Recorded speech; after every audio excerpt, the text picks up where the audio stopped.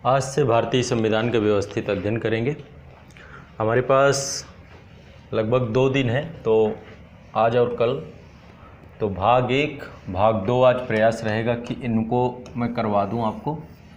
फिर इसके बाद भाग 3 हम कल करेंगे, कल ही कंप्लीट करना है भाग 3 को भी, ठीक है। ये प्रयास रहेगा। तो तरीका वही रहेगा कि हमें मेमोराइज़ करना है, साथ साथ आपको याद करते हुए चले जाना है। जो चीज़ें मैं बताता जाऊं, सारे आर्टिकल, अनुच्छेद, सब चीज़ें आपको याद होती रहनी चाहिए, ठीक है। तो भारतीय संविधान के भाग 21 में एक अनुच्छेद है आपका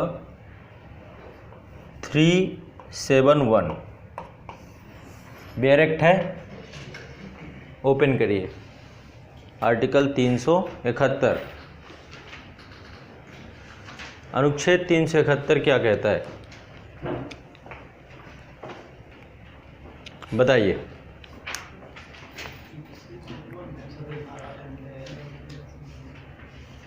राज्यों के बारे में कुछ बात है यहाँ पर। भारत के जो विभिन्न राज्य हैं उनके लिए कुछ स्पेशल प्रोविज़न किए गए हैं, विशेष उपबंध किए गए हैं,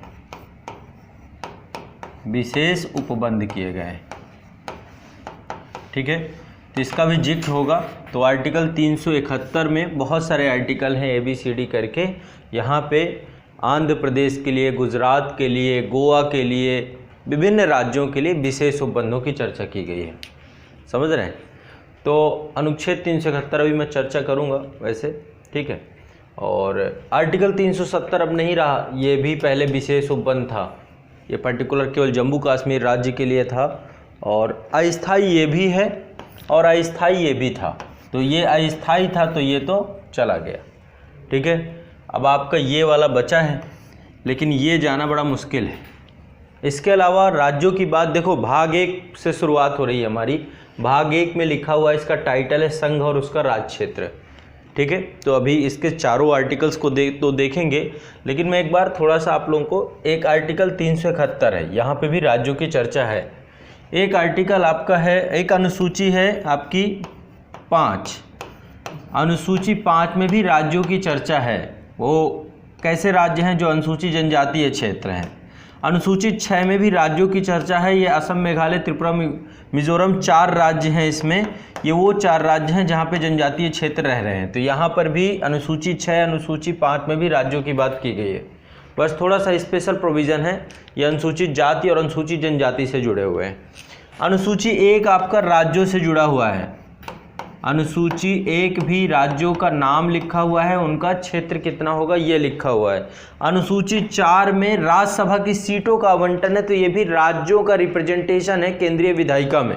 अनुसूची 4 भी देखें तो राज्यों से जुड़ी हुई है, ठीक है। बाकी बहुत सारे आर्टिकल हैं जो राज्यों से जुड़े हुए हैं होलिस्टिक अप्रोच पे, लेकिन यहाँ पे इनका भी जिक्र करेंगे।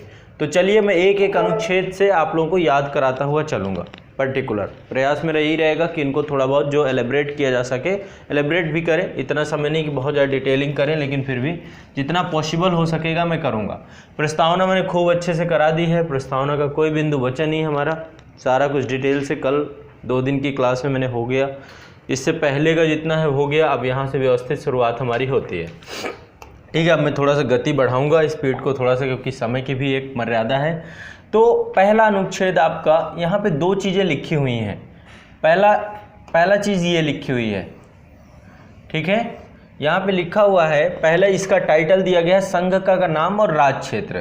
तो यहाँ पे लिखा हुआ है भारत अर्थात इंडिया, ये दिया गया है नाम। पहली चीज़ तो यहाँ पे नाम लिखा हुआ है, ठीक है। और इसको लेकर ये जो दोनों शब्द जोड़े गए, जब कॉन्स्टिट्यूशनल असेंबली में डिबेट हो रही थी तो 2 तरीके के लोग थे। कुछ लोग कह रहे थे कि जो आधुनिक नाम विकसित हुआ है भारत का, इंडिया, इसे ही संविधान में रखा जाए।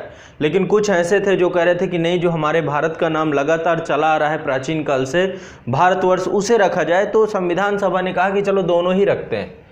दोनों तरीके के विचारों को भी उन्होंने सम्मिलित करके यहाँ पे भारत अर्थात इंडिया राज्यों का संघ होगा। तो यहाँ पर 2 चीज़ें बताई हैं उसने। पहली चीज़ तो भारत संघ का नाम, और दूसरा शासन की प्रकृति क्या होगी, शासन की प्रकृति क्या होगी, ये भी यहाँ पर बताया गया है। प्रकृति मतलब कि किस तरीके की शासन व्यवस्था हम डेवलप करने जा रहे हैं, किस तरीके की पद्धति लेकर के हम आ रहे हैं, हमारी राज पद्धति क्या है, ये यहाँ पे हमने स्पष्ट किया।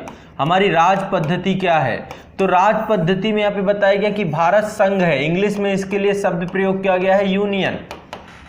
इसका एक और शब्द हो सकता था फेडरेशन, लेकिन हमने फेडरेशन शब्द यहाँ पे प्रयोग नहीं किया है, हमने यहाँ पे यूनियन शब्द प्रयोग किया है, जिसका भी एक मतलब है। मतलब यह है कि भारतीय संघ से जो भी राज्य भारतीय संघ का हिस्सा बन चुका है वो कभी भी भारतीय संघ से पृथक नहीं हो सकता, हट नहीं सकता है। ठीक है, यानी कि हम किसी समझौते का परिणाम ना होकर के प्रॉपर एक सहमति का परिणाम है और एक विलय पत्र में सिग्नेचर करके सारे लोग एक साथ जुड़े हैं। तो पहला जो अनुच्छेद है भारत संघ का नाम और उसके राज्य क्षेत्र से जुड़ा हुआ है, इसमें लिखा हुआ भारत अर्थात इंडिया राज्यों का संघ होगा। इसी का दूसरा क्लॉज देखो, ये पहला क्लॉज है जिसमें नाम और संघ की प्रगति बताई गई है, बताई गया ये चीज। ठीक है, दूसरा है राज्य और उसके राज्य क्षेत्र वे होंगे जो पहली अनुसूची में विनिर्दिष्ट होंगे। ठीक है, तो पहली शेड्यूल में आपके सभी राज्यों का नाम लिखा हुआ है। मैं थोड़ा सा अपडेटेड आपको यहाँ पे दिखा देता हूँ, अनुसूची नहीं दिखाऊंगा, जो अपडेशन हुआ है अनुसूची में केवल उतना ही दिखाऊंगा। अपडेशन अभी हुआ है आपका लेटेस्ट 31 अक्टूबर सन 2019 को अपडेशन हुआ है। तो ये क्या अपडेशन है और ये अपडेशन आपका किससे जुड़ा हुआ है, इसको लेकर एक बार हम चर्चा कर लेंगे।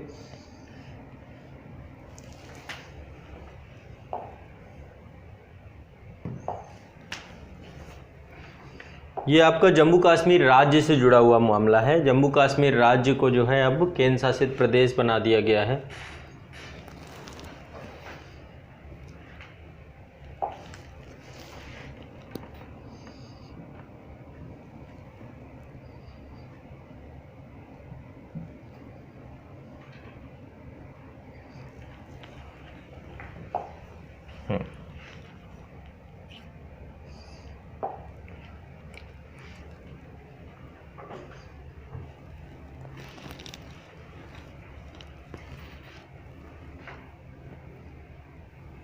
ये आपकी जो नया अपडेशन हुआ है यहाँ पे देखिए, जम्मू कश्मीर जो एक राज्य हुआ करता था केंद्र शासित प्रदेश वाले मामले पे ये आपका यहाँ पे लिख दिया गया है पहली अनुसूची में।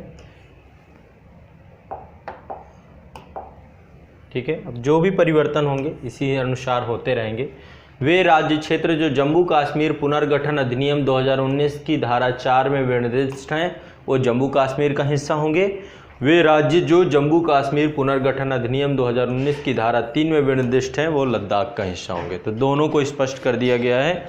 ये केंद्र शासित प्रदेश हैं, यूटी बना दिया गया है दोनों को। और जम्मू कश्मीर को जो है विधानसभा के साथ बनाया गया है, इसकी अपनी खुद की एक विधानसभा भी बना दी गई है। ठीक है,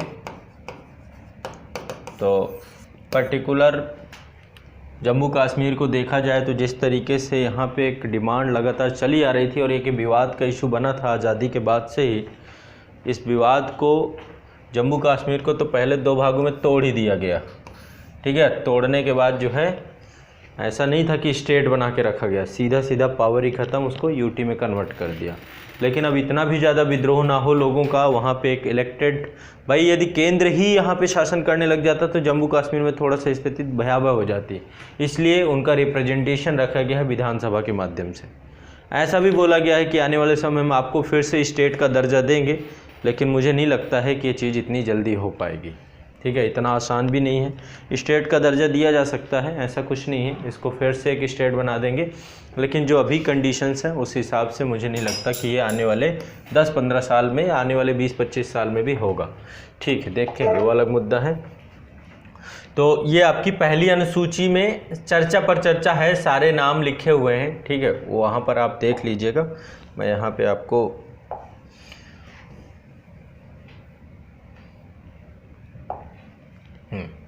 तो पहला क्या है, ये दूसरा, पहली अनुसूची में नाम विनिर्दिष्ट सारे नाम लिखे हुए हैं तो स्पष्ट रहना चाहिए। दूसरा, पहले का दूसरा क्लॉज है ये। ठीक है, अनुच्छेद दूसरा नहीं है, पहले का दूसरा क्लॉज।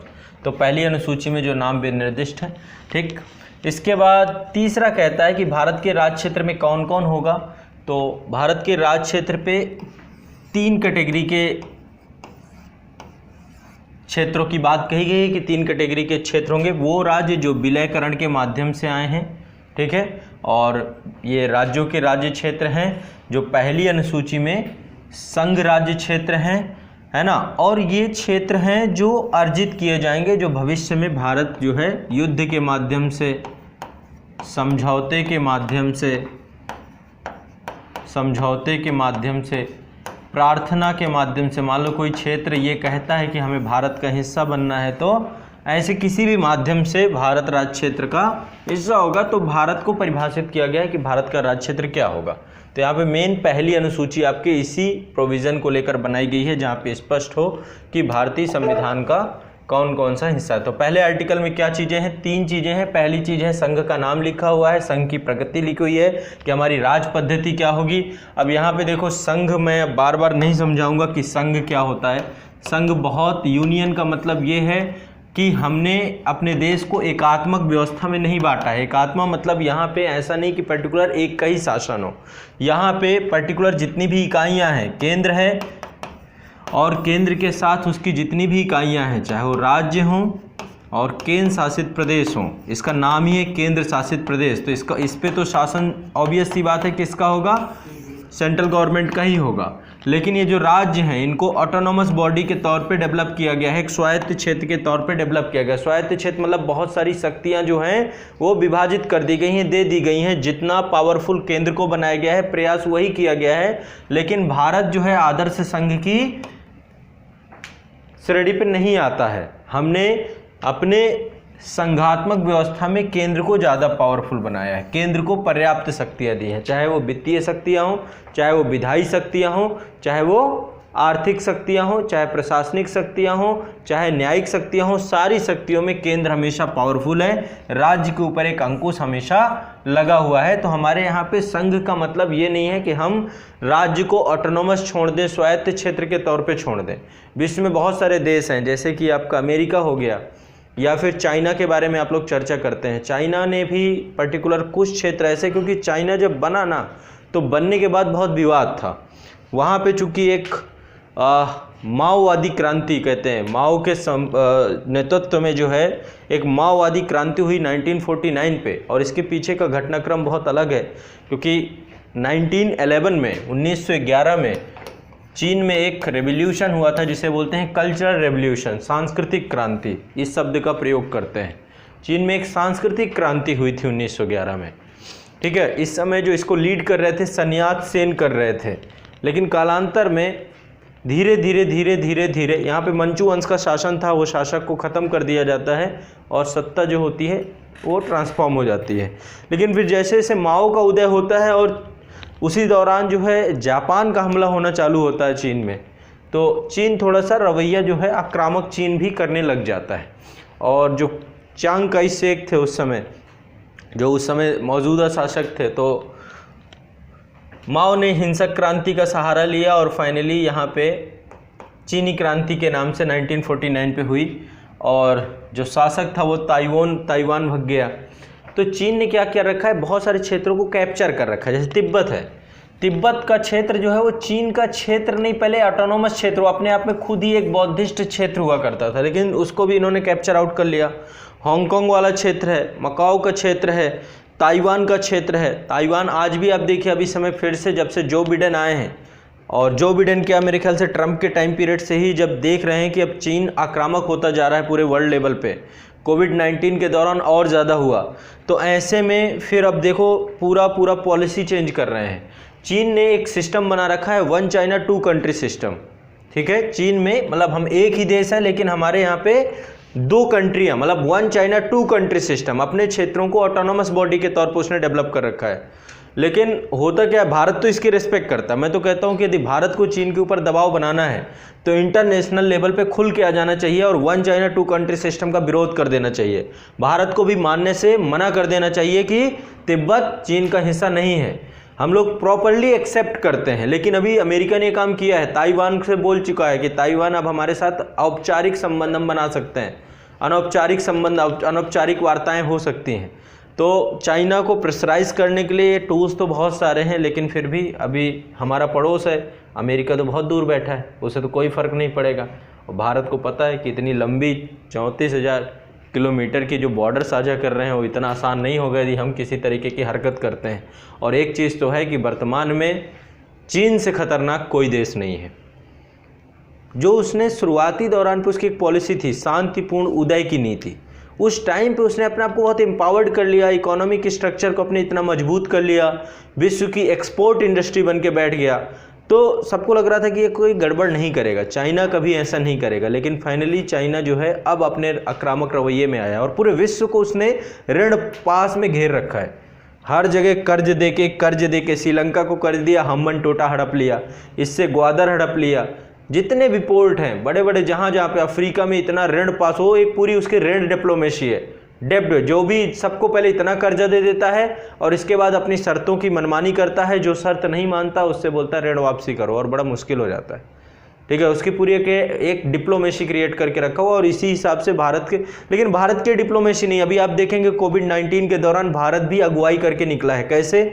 आप जो ये पूरा वैक्सीन डिप्लोमेसी देख रहे हैं, एक अलग तरीके की भारत ने विश्व के जितने वो देश जो वैक्सीन तो कभी दूर दूर नहीं सोच सकते थे कि हम बना पाएंगे, इतनी बड़ी R&D करके, और आप लोग सोच रहे होते कि यार वैक्सीन जो है एक्सपोर्ट करना, तो ये विश्व के बहुत सारे लोगों को हमने दिया। और देखिए कितना ज़्यादा ये कह सकते हैं कि विजनरी गोल है कि सबको हमने, जितने देश थे लगभग सभी देशों को, अफ्रीकन देशों में सप्लाई की गई है, जो आपके इस पड़ोस है पाकिस्तान को छोड़ के सब जगह सप्लाई हुई है, चाहे वो मालदीव रहा हो, श्रीलंका रहा हो, जहाँ भी रहा हो।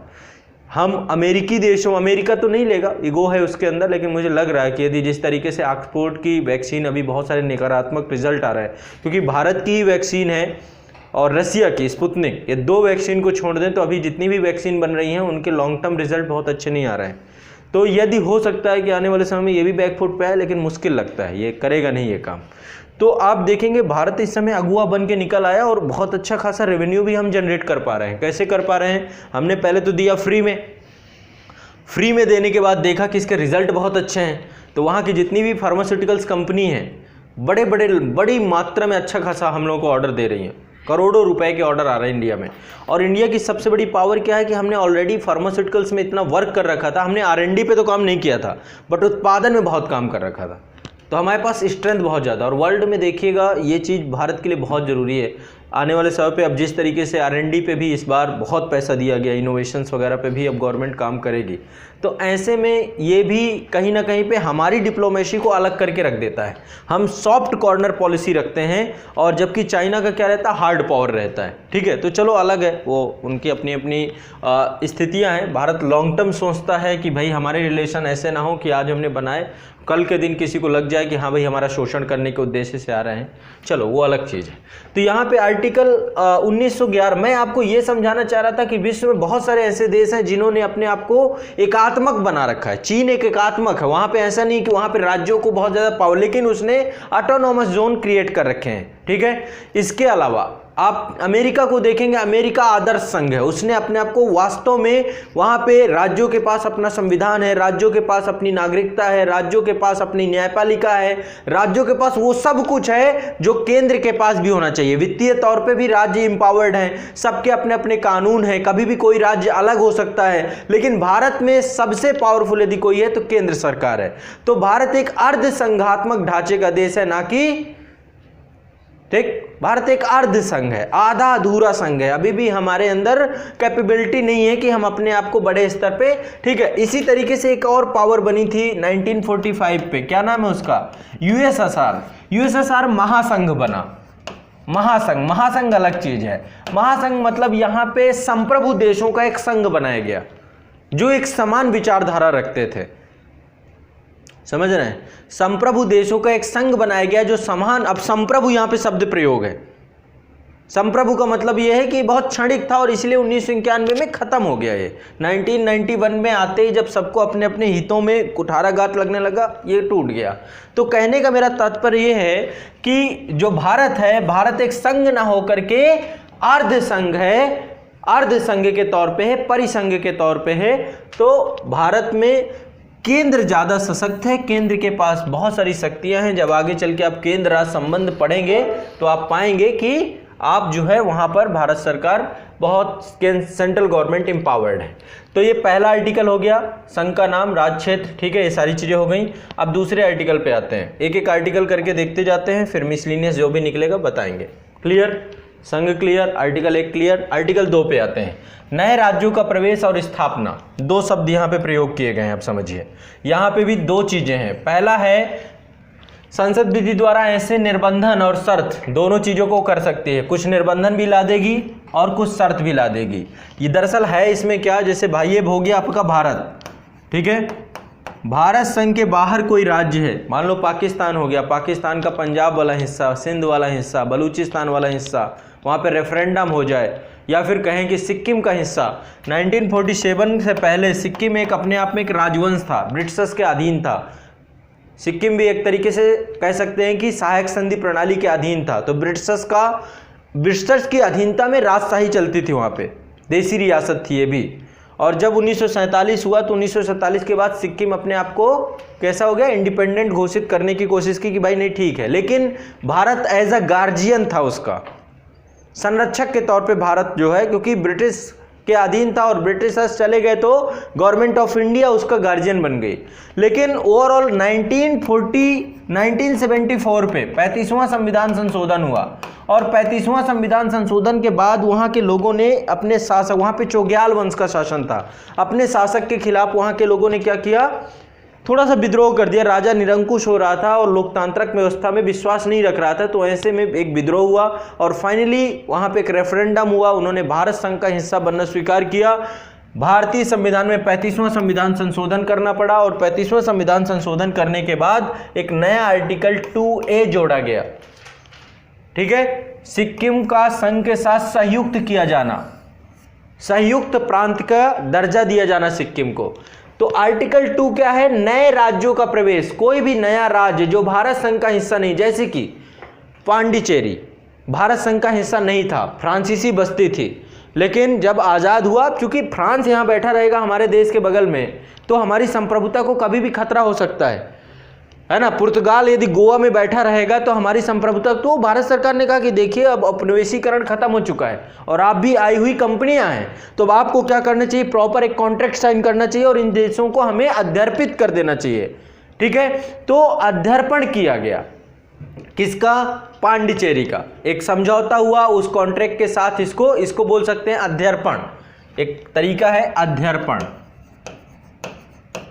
दूसरा राष्ट्र जब अपने क्षेत्र को किसी और राज्य को समर्पित कर देता है, दे देता है, ठीक है, तो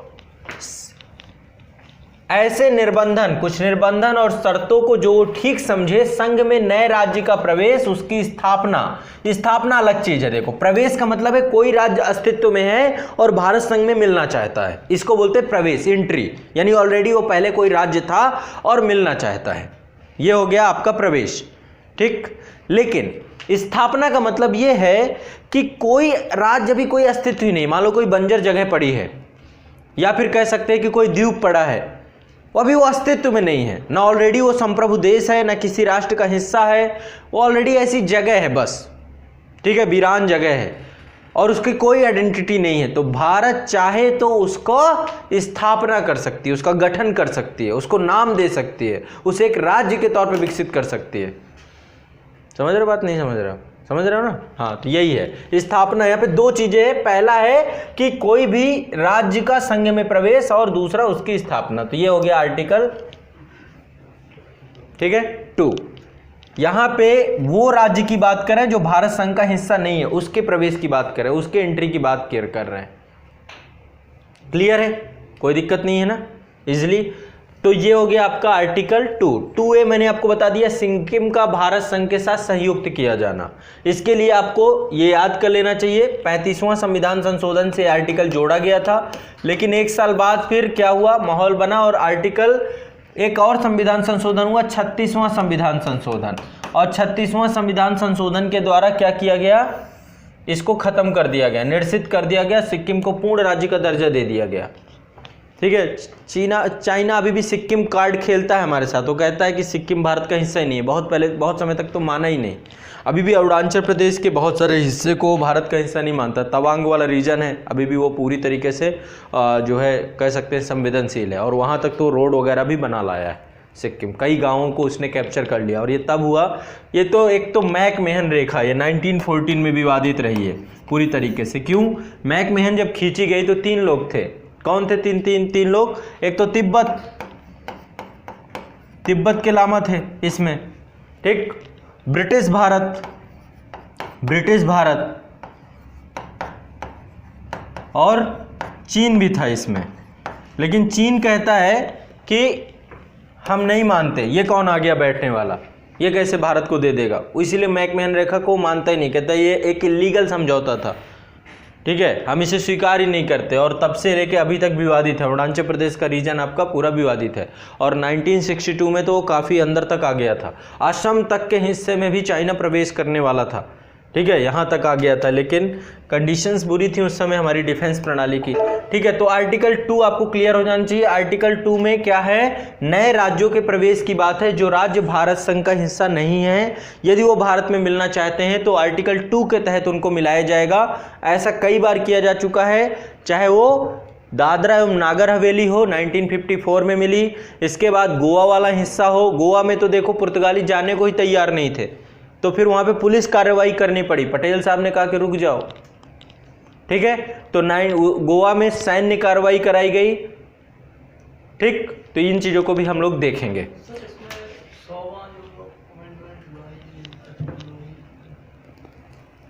क्या हुआ है? बेरूबारी में नहीं थे ना आप? नहीं थे ना, उसे देखना है, वो वीडियो पब्लिक है, बेरूबारी पहले देखिए फिर समझ में आएगा, ठीक है। तो ये आपका आर्टिकल 2 क्या है? नहीं, ये आर्टिकल 2 के तहत 100वां अमेंडमेंट नहीं है, ठीक है। वो बेरूबारी केस जो आप था उससे जुड़ा हुआ है मामला वो, ठीक। तो नए राज्यों का प्रवेश और स्थापना, संसद विधि द्वारा ऐसे निर्बंधन और शर्तों को जो ठीक समझे संघ में नए राज्यों का प्रवेश उनकी स्थापना कर सकेगी। सिक्किम को संयुक्त राज्य घोषित कर दिया गया, ठीक है। अगला चलते हैं तीसरे में ये भारत के अंदर, भारत है कोई, भारत के अंदर ही राज्य यदि कोई है, उस राज्य की बात कर रहे हैं, ठीक है। उस राज्य को भारत नए राज्यों का निर्माण कर सकती है, लेकिन ये भारत संघ के अंदर ही करेगी। भारत संघ के अंदर किसी राज्य को तोड़कर नया राज्य बनाया जा सकता है, ठीक है। वर्तमान राज्यों के क्षेत्रों, सीमाओं, नामों में परिवर्तन संसद कानून के द्वारा कर सकती है, ठीक है। अब इस पे सब क्लॉजेज एक बार देख लेते हैं। पहला है इसमें ए नंबर है इसका, किसी राज्य में उसका राज्य क्षेत्र अलग करके अथवा 2 या 2 से अधिक राज्यों को या राज्यों के भागों को मिलाकर अथवा राज्य क्षेत्र को किसी राज्य के भाग के साथ मिलाकर नए राज्य का निर्माण कर सकेगी। तो संसद किसी राज्य में से उसका राज्य क्षेत्र अलग कर सकती है, 2 या 2 से अधिक राज्यों के भागों को मिला सकती है, किसी राज्य क्षेत्र को राज्य के भाग के साथ मिलाकर नए राज्य का निर्माण कर सकती है। तो किसी राज्य के क्षेत्र को बढ़ा भी देगी, घटा भी सकती है, सीमा में परिवर्तन भी कर सकती है, नाम में परिवर्तन कर सकती है, संसद ये सारे काम कर सकती है आर्टिकल 3 के तहत। आर्टिकल 3 उन राज्यों के लिए लागू होगा जो भारत संघ का हिस्सा है, एग्जिस्टेड है, जैसे अभी उत्तर प्रदेश हो गया, बिहार हो गया, कोई भी राज्य हो गया, ठीक। लेकिन इसकी एक प्रक्रिया है। आर्टिकल 3 का जब भी संसद प्रयोग करेगी, ठीक, इसमें एक चीज मैंने आपको बेरूबारी यूनियन बाद में बताया था कि आर्टिकल 3 के माध्यम से किसी भी राज्य का नाम परिवर्तन करके उसके सीमा को छोटा करके उसके एक हिस्से को काट के दूसरे देश को नहीं दिया जा सकता है, ठीक है। दूसरे देश को देना है तो क्या करना पड़ेगा? संविधान संशोधन करना पड़ेगा, फिर आप उसको दे सकते हैं। तो यहां पे इस चीज को भी स्पष्ट रखिएगा। अब यहां पे बात करते हैं, अगला क्या है, यहां पे डिस्कस करते हैं हम लोग कि इसकी एक प्रक्रिया है। क्या प्रक्रिया है? ध्यान से सुनने का प्रयास करिएगा। जब भी संसद भारत के किसी राज्य के हिस्से को काटेगी, नाम परिवर्तित करेगी, किसी 2 राज्यों को मिलाकर एक राज्य बनाएगी, तो ये प्रक्रिया बिना राष्ट्रपति की अनुमति के नहीं हो सकती है। पहले राष्ट्रपति से परमिशन लेनी पड़ेगी, और राष्ट्रपति से जब परमिशन ली जाएगी तो राष्ट्रपति इसके लिए एक प्रक्रिया फॉलो करेंगे। राष्ट्रपति उस विल को, किसी राज्य के पुनर्गठन बिल को संबंधित राज्य की विधानसभा के पास भेजेंगे। संबंधित राज्य की विधानसभा के पास भेजने के बाद राष्ट्रपति क्या करेंगे, अगला स्टेप क्या रहेगा उनका,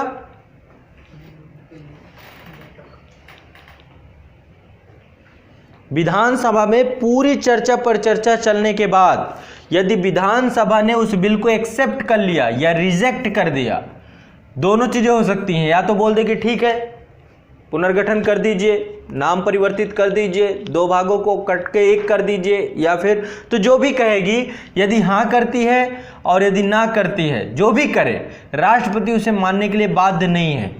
जरूरी नहीं कि उस बात को माने, यदि हाँ कर दिया तो राष्ट्रपति का मन यदि लग जाता है कि नहीं ठीक है नहीं करना चाहिए तो, और यदि राष्ट्रपति उन्होंने ना कर दिया विधानसभा ने कि नहीं नहीं ऐसा नहीं, जैसे तेलंगाना वाला मुद्दा था तो आंध्र सभा विधानसभा में पूरा चर्चा पर चर्चा हुई और आंध्र प्रदेश विधानसभा में रिजेक्ट कर दिया गया तेलंगाना को कि तेलंगाना नया राज्य नहीं बनेगा।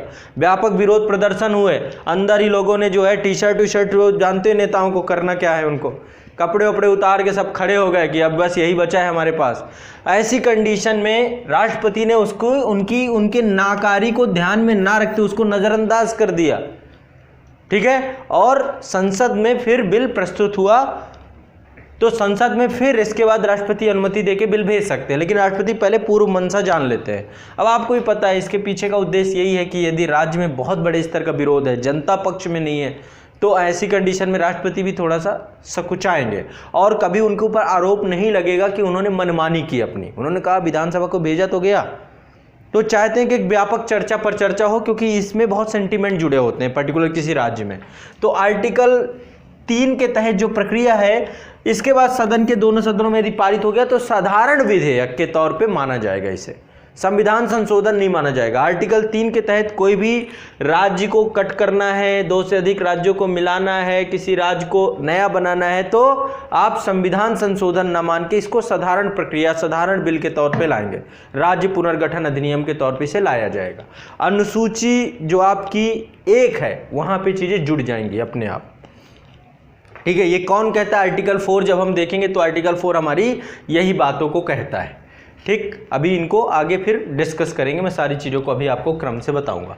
तो ये हो गया आपका तीसरा आर्टिकल। तीसरा आर्टिकल क्या कहता है, संसद किसी राज्य में उसका राज्य क्षेत्र अलग करके 2 या 2 से अधिक राज्यों को, उसके भागों को मिलाकर किसी राज्य क्षेत्र को किसी राज्य के भाग के साथ मिलाकर राज्य का निर्माण कर सकेगी, राज्य क्षेत्र को बढ़ा सकेगी, घटा सकेगी, परिवर्तन कर सकेगी, नाम में परिवर्तन कर सकेगी। स्पष्ट है, कोई दिक्कत नहीं है, क्लियर है। चलो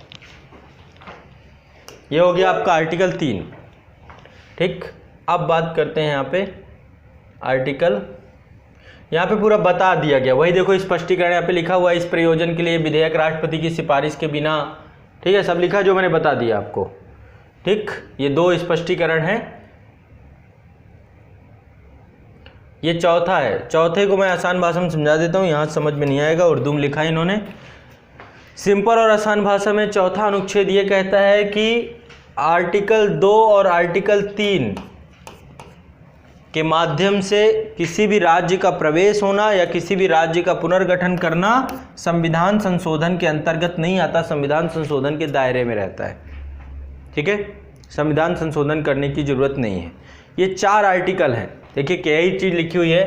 पहली अनुसूची, चौथी अनुसूची, पहली और चौथी में भी संशोधन करना पड़ता है। क्यों करना पड़ता है? पहली में तो राज्यों का नाम लिखना पड़ेगा ना, और चौथी में राज्यसभा की सीटों को लिखना पड़ेगा कि कितनी सीटें हैं। तो अनुपूरक, अनुषंगिक और परमाणु को बंद करने के लिए अनुच्छेद 2 और अनुच्छेद 3 के अधीन बनाई गई विधियां, अनुच्छेद 2 और अनुच्छेद 3 में निर्दिष्ट किसी विधि में पहली अनुसूची, चौथी अनुसूची में संशोधन के उपबंध के अंतर्विष्ट होंगे जो विधि के उपबंधों को प्रभावी करने के लिए आवश्यक हो। अनुपूरक, अनुषंगिक और परमाणु उपबंध जिसके अंतर्गत ऐसी विधि प्रभावित राज्य या राज्य के संसद और विधानमंडल प्रतिनिधित्व के बारे में उपबंध है अंतर्विष्ट हो सकेंगे, संसद आवश्यक समझे।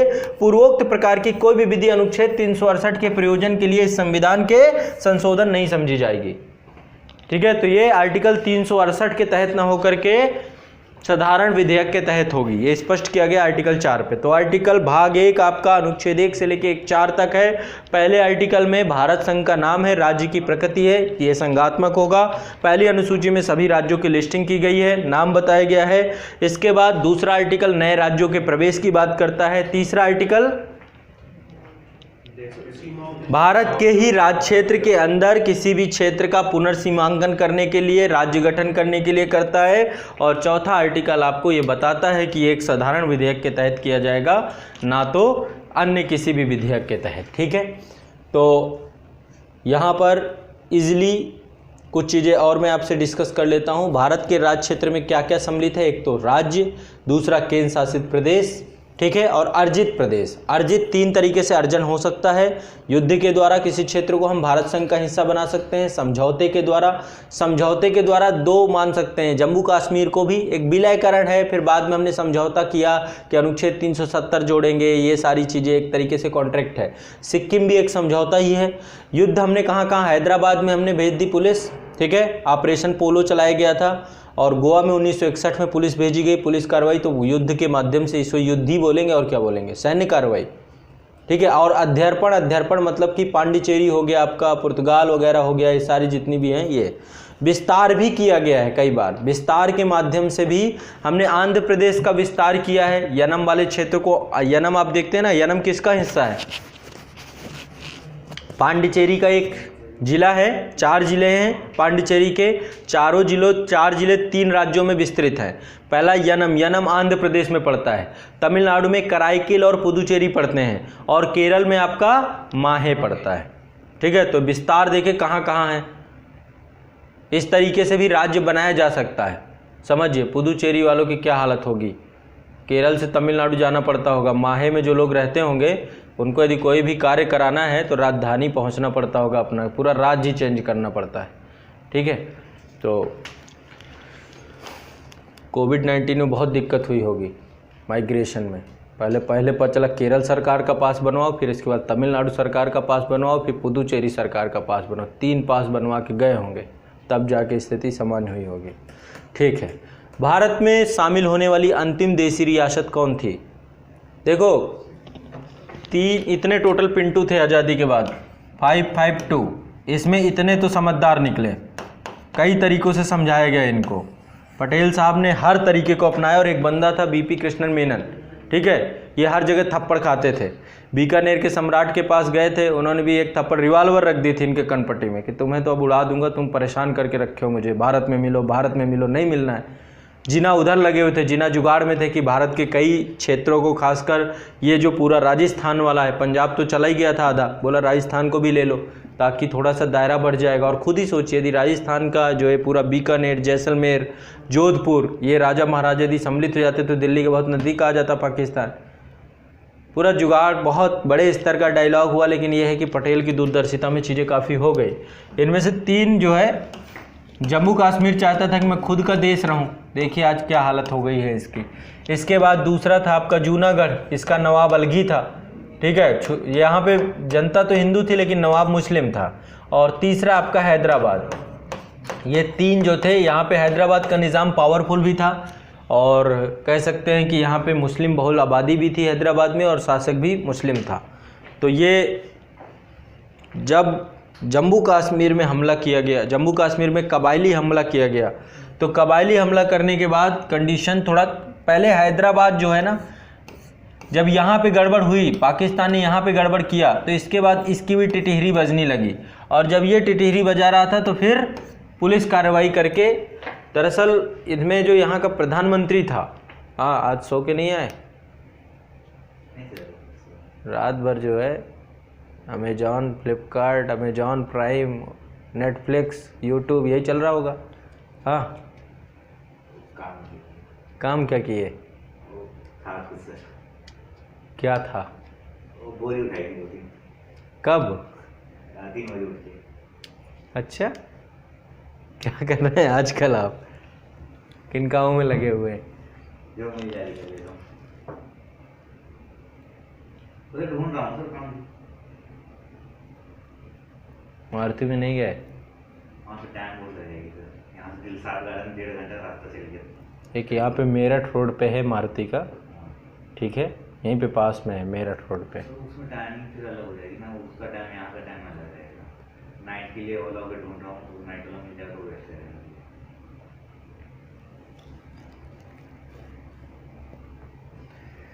चलिए बात करते हैं।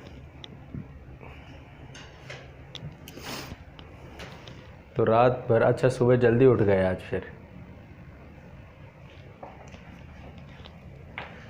ये हो गया चौथा आर्टिकल आपको, मतलब ये पहला हमारा कंप्लीट हो गया। मैं आपको बता रहा था कि कैसे पूरा गड़बड़ चली। तो देशी रियासतों का विलयकरण किया गया, विलयकरण हो गया, और विलयकरण होने के बाद एक गड़बड़ हो गई। गड़बड़ क्या हुई? राज्यों को 4 भागों में बांट दिया गया। पहले इसको समझ लेते हैं थोड़ा सा। 4 भागों में इसको बांट दिया गया। जब देश आज़ाद हो गया, पहली अनुसूची बनाई गई, तो पहली अनुसूची में 4 भागों में श्रेणी ए, बी, सी, डी, ठीक। श्रेणी 1 में 9 राज्य, श्रेणी बी पे 9 राज्य, श्रेणी सी पे 10 राज्य और इस पे 1, ठीक है। ये आपकी श्रेणी बनाई गई। इसमें उनको रखा गया जिनमें गवर्नर का शासन था, ब्रिटिश प्रांत के गवर्नर, जो जहाँ जहाँ पे गवर्नर होते थे। जैसे कि आपका राज्य भी बता देता हूँ, जैसे आपका है असम, असम के बाद बिहार, ये श्रेणी 1 पे असम, बिहार, बम्बई, मध्य प्रदेश, मद्रास, उड़ीसा, पंजाब, उत्तर प्रदेश को नाम था पहले संयुक्त प्रांत, और पश्चिम बंगाल। इनको कहाँ रखा गया? श्रेणी 1 पे रखा गया, ठीक है। इसके बाद नेक्स्ट आपके थे दूसरी श्रेणी में, उनको रखा गया जहाँ पर ब्रिटिश मुक्त आयुक्त का शासन था, मुख्य आयुक्त का शासन था।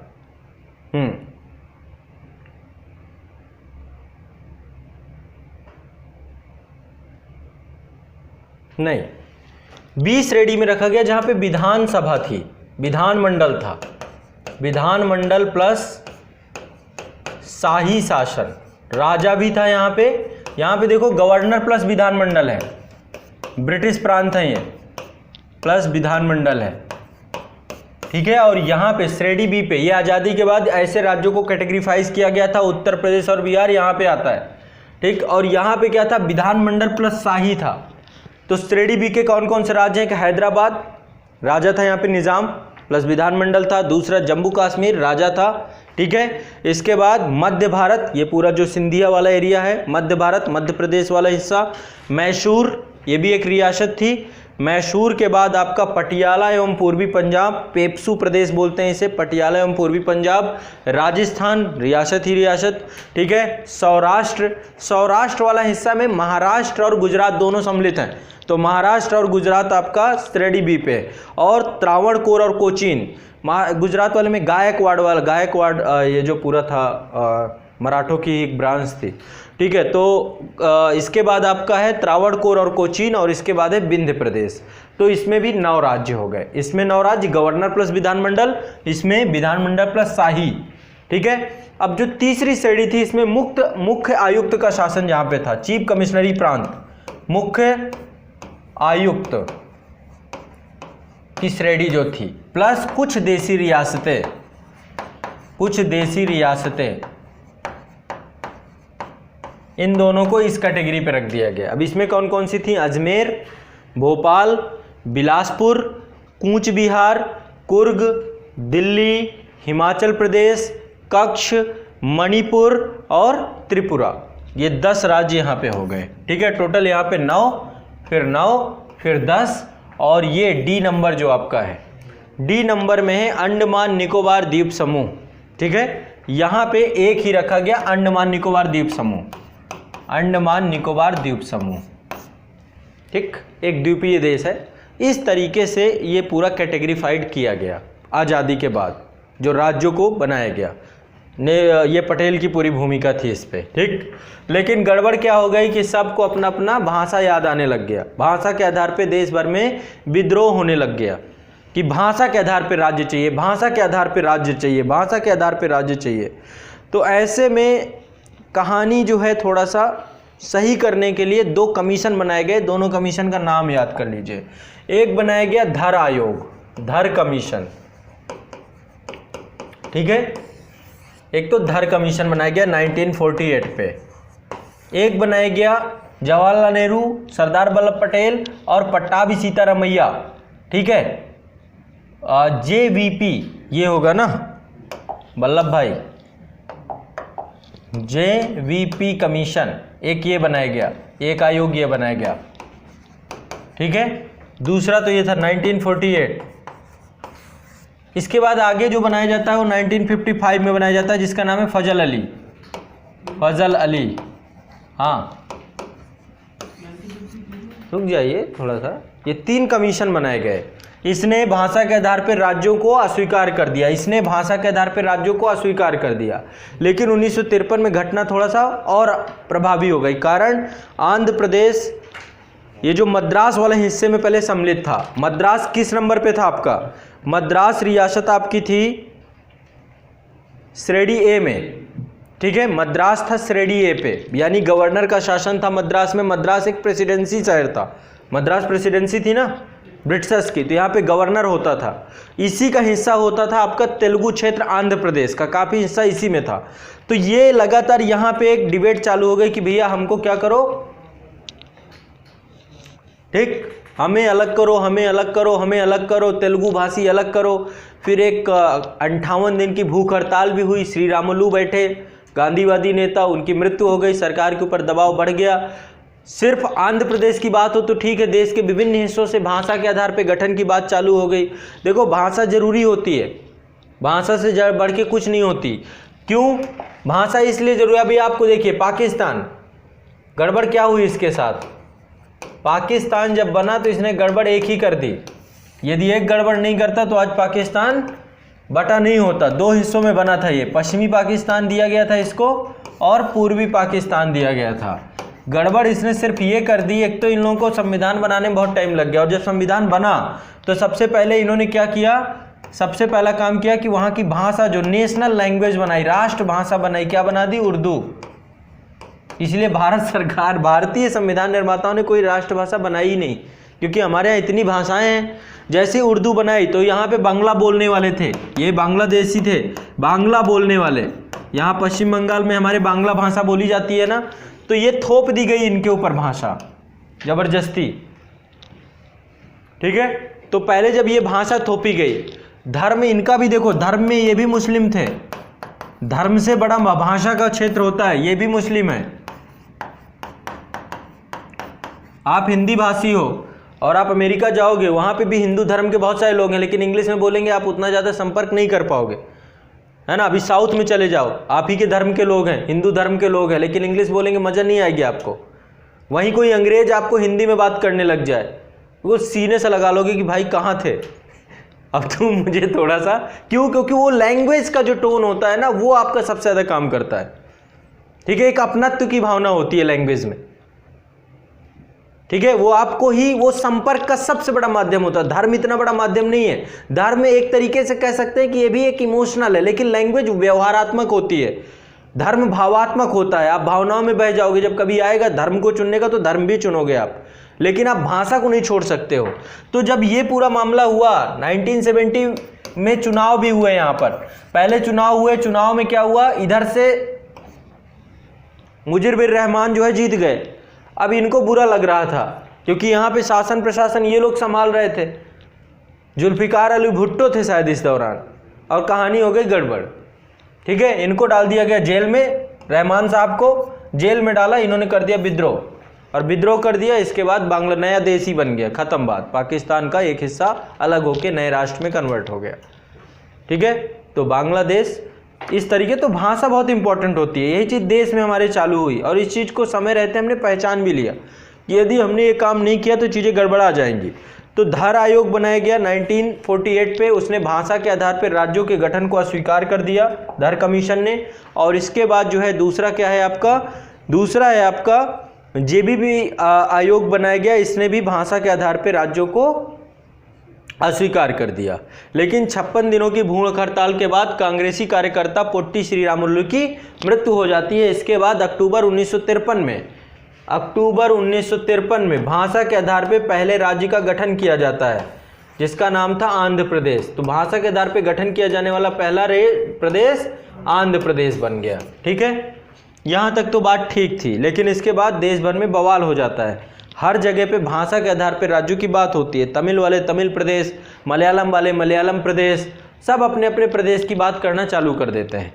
गुजराती वाले गुजराती प्रदेश, मराठी वाले मराठी प्रदेश, कि भाई अब एक मिल गया तो हमें भी चाहिए। ऐसे में फिर 1955 में फजल अली कमीशन बनाया जाता है।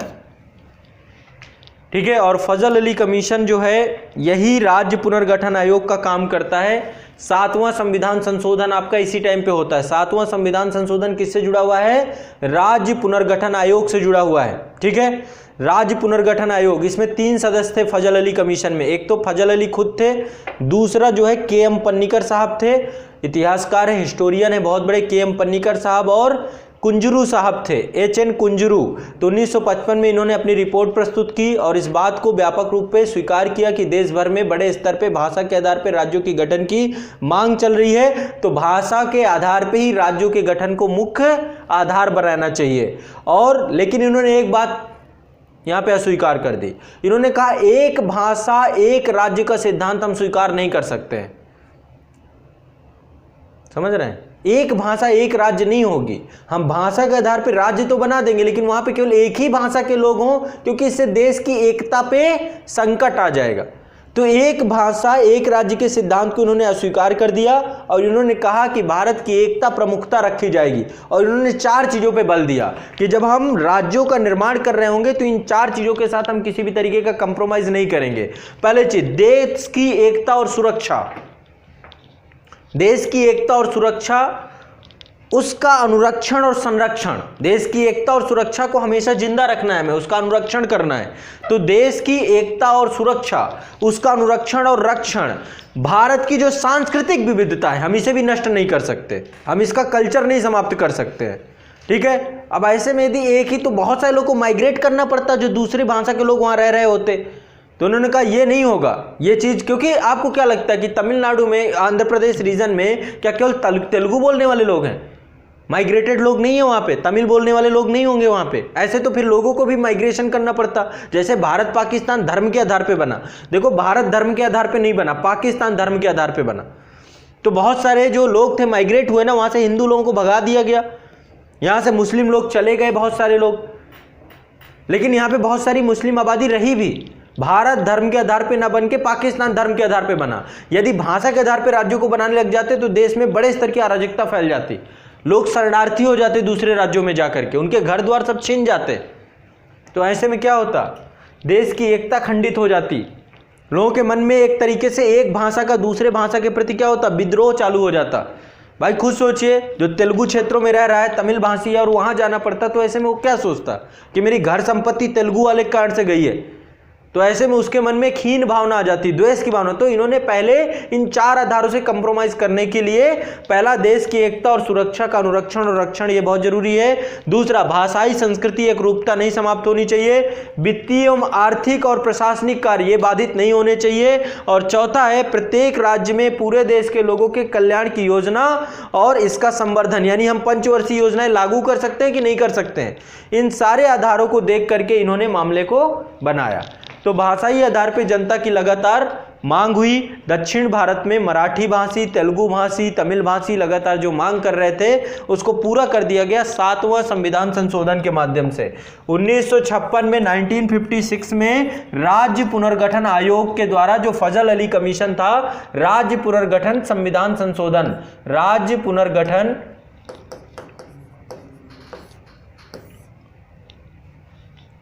को लेकर के एक संविधान, 7वां संविधान संशोधन हुआ। संविधान संशोधन ये किया गया। ठीक है, अब इसके तहत क्या व्यवस्था डेवलप की गई, एक बार ध्यान से इसको समझिएगा। पूरे भारत के सभी राज्यों को लगभग भाषा के आधार पर बांटने का प्रयास किया गया और जो श्रेणी ए, बी, सी और डी ये व्यवस्था थी इसे समाप्त कर दिया गया, खत्म कर दिया गया। अब क्या व्यवस्था बन गई, अब व्यवस्था बन गई 2 तरीके, 2 कैटेगरी बनाई गई। एक तो पूर्ण राज्य और दूसरा केंद्र शासित प्रदेश। केंद्र शासित प्रदेश ये व्यवस्था बना दी गई। कोई दिक्कत? ठीक है, यहां पे थे 1956 में, 1956 में यहां पे कितने थे राज्य, 14 पूर्ण राज्य। ठीक है, और यहाँ पे 6 केंद्र शासित प्रदेश। 1956 में पूरे भारत को 14 राज्यों और 6 केंद्र शासित प्रदेशों में क्या कर दिया गया, बांट दिया गया। ठीक, कोई दिक्कत? ये 14 कौन कौन से थे, इसमें एक आंध्र प्रदेश था, एपी, ठीक है। दूसरा असम था, तीसरा बिहार था, चौथा बम्बई था, पांचवा जम्मू कश्मीर था, छठवां केरल था, सातवां मध्य प्रदेश था, आठवां मद्रास था, फिर मैसूर था, उड़ीसा था, पंजाब था, राजस्थान था, उत्तर प्रदेश था और पश्चिम बंगाल था। ऐसे 14 राज्य बना दिए गए। और जो केंद्र शासित प्रदेश थे, अंडमान निकोबार द्वीप समूह, दिल्ली, हिमाचल प्रदेश, लक्षद्वीप, मिनिकॉय और अमीनी द्वीप समूह, मणिपुर और त्रिपुरा, ये 6 जो है आपके क्या बन गए, केंद्र शासित प्रदेश। त्रिपुरा पहले केंद्र शासित प्रदेश था, मणिपुर पहले केंद्र शासित प्रदेश था, लक्षद्वीप आज भी है और पहले भी था, अंडमान आज भी है, पहले भी था, दिल्ली आज भी है, पहले भी था। हाँ, 14+6 ये टोटल आपका डायमेंशन बना दिया गया। लेकिन कालांतर में फिर लगातार और बहुत सारे क्षेत्र जुड़ते गए और जुड़ने के साथ साथ उन्हें एक दर्जा देते हम चले गए और बहुत सारे विभाजित होते चले गए। ठीक है। लेटेस्ट विभाजन 2014 में तेलंगाना का हुआ, 2019 में जम्मू कश्मीर का दर्जा हमने बदल दिया। तो इस तरीके से पूरा राज्यों का एक स्वरूप बना। अब कौन कौन से राज्य कब कब बने, थोड़ा सा क्लियरिटी देख लेते हैं। महाराष्ट्र और गुजरात में ये भी द्विभाषी राज्य थे। महाराष्ट्र में मराठी और गुजरात में पहले सौराष्ट्र बोलते थे इन्हें। इनमें भी 2 भाषाएं थी। 1960 में ये दोनों अलग अलग हो गए। 1960 में महाराष्ट्र और गुजरात क्या हो गए, दोनों अलग अलग हो गए। ठीक है। और भारतीय संघ का 15वां राज्य क्या बना, गुजरात। गुजरात भारतीय संघ का 15वां राज्य बना। ठीक। इसके बाद आपको पता होगा कि पुर्तगाल का शासन था दादरा नगर हवेली सिलवासा वाले क्षेत्र में। तो दादरा नगर हवेली को अभी तो क्या कर दिया गया है, अब ये आपका मर्ज कर दिया गया है उसके साथ, दमन द्वीप के साथ। लेकिन उस समय इंडिपेंडेंट इसको कैप्चर किया गया और केंद्र शासित प्रदेश बना दिया गया। कब, 1954 में। ठीक है। और 1961 तक यहाँ पे लोगों का खुद से प्रशासन चलता था। लेकिन इसके बाद 10वां संविधान संशोधन किया गया और इसे केंद्र शासित प्रदेश बना गया। तो दादरा नगर हवेली को 10वें संविधान संशोधन 1961 के द्वारा क्या बना दिया गया, केंद्र शासित प्रदेश बना दिया गया। 1961 में दादरा नगर हवेली सिलवासा केंद्र शासित प्रदेश बन जाता है। ठीक है। इसके बाद गोवा, दमन और दीव, यहाँ पे पुलिस कार्रवाई हुई और इसके माध्यम से गोवा, दमन और दीव को भारत का हिस्सा बना के केंद्र शासित प्रदेश बना दिया गया। कब, 1961 में। 1961 में इसको केंद्र शासित प्रदेश बना दिया गया। इसके बाद पुदुचेरी फ्रांसीसी बस्ती थी और यहाँ पे पुदुचेरी, कराईकल, माहे और यनम, ये 4 जो है इसके क्षेत्र थे। फ्रांस ने इसे भारत को सुपुर्द कर दिया। ठीक है। और ये अधिग्रहित क्षेत्र के तौर पे इसका प्रशासन 1962 तक चलता रहा। लेकिन 14वां संविधान संशोधन के द्वारा इसे केंद्र शासित प्रदेश बना दिया गया। ठीक है। पहला संविधान संशोधन मैंने आपको पढ़ाया था, 9वीं अनुसूची जोड़ी गई। 7वां संविधान संशोधन जहाँ पे राज्य पुनर्गठन आयोग हुआ।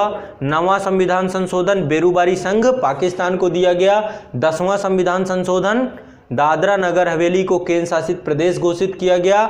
14वां संविधान संशोधन पुदुचेरी को केंद्र शासित प्रदेश घोषित किया गया। ठीक है।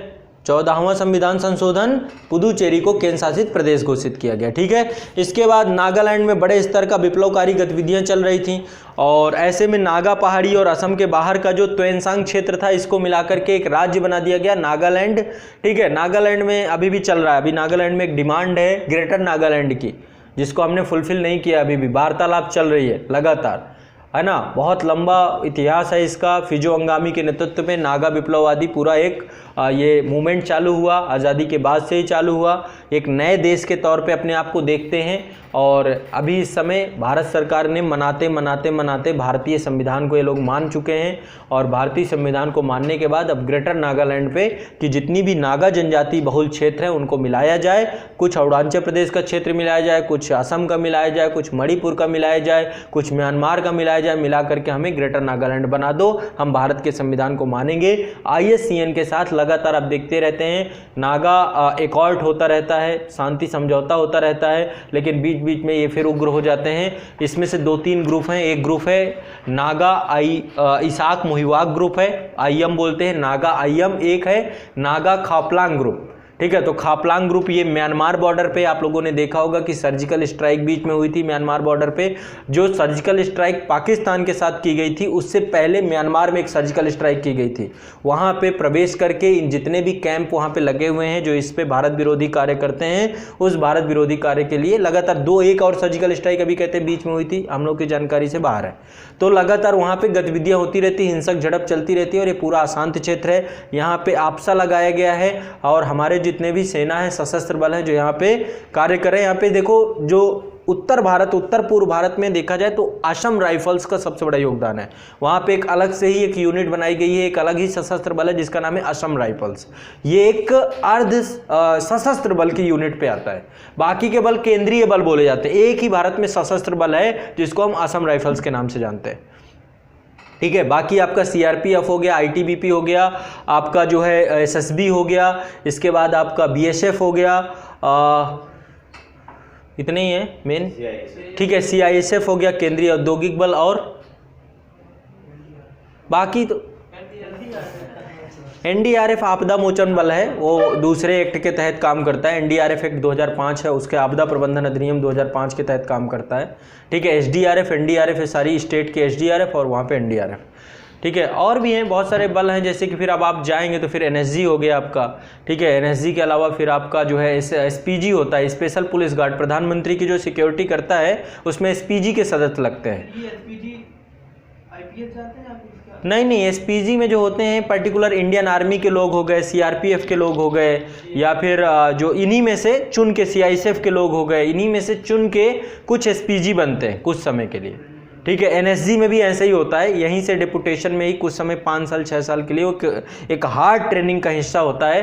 पैरा कमांडो जो आपके होते हैं ना, पैरा कमांडो, तो ये पर्टिकुलर आर्मी से, इंडियन आर्मी से, एसएसबी से, सेंट्रल आर्म फोर्स से, इन सब से उठा के जो हमारे इनको फिर बनाया जाता है, ठीक है। और मैं जल्द आप लोगों को बताऊंगा, अभी हम लोगों ने सम्मानित किया है इंडियन आर्मी को 41 रेजिमेंट को, ठीक है। पिक्स वगैरह सार्वजनिक करना मतलब कि थोड़ा सा बोला गया है, थोड़ा सा टाइम हो जाए फिर मैं आपको दिखाऊंगा। हमने 2 यूनिट को किया है। इंडियन आर्मी के लिए मैं लगातार वैसे काम करता रहता हूँ, आप लोगों को इसलिए नहीं बता पाता क्योंकि बताना बड़ा मुश्किल होता है। बताने के ऊपर एक ये रहता है कि थोड़ा कॉन्फिडेंशियल चीज़ें होती हैं, लेकिन अभी जस्ट हमने 2 अवार्ड दिए हैं। ये आपको दिखाता हूँ, कुछ पिक्स आई हैं हमारी, ये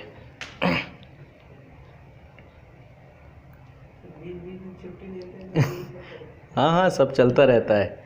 ये आपको मैं अवार्ड देते हुए दिखाता हूँ, जो वहाँ के कर्नल थे, सीओ थे, ये आज़ाद ग्रुप का अवार्ड है आपका।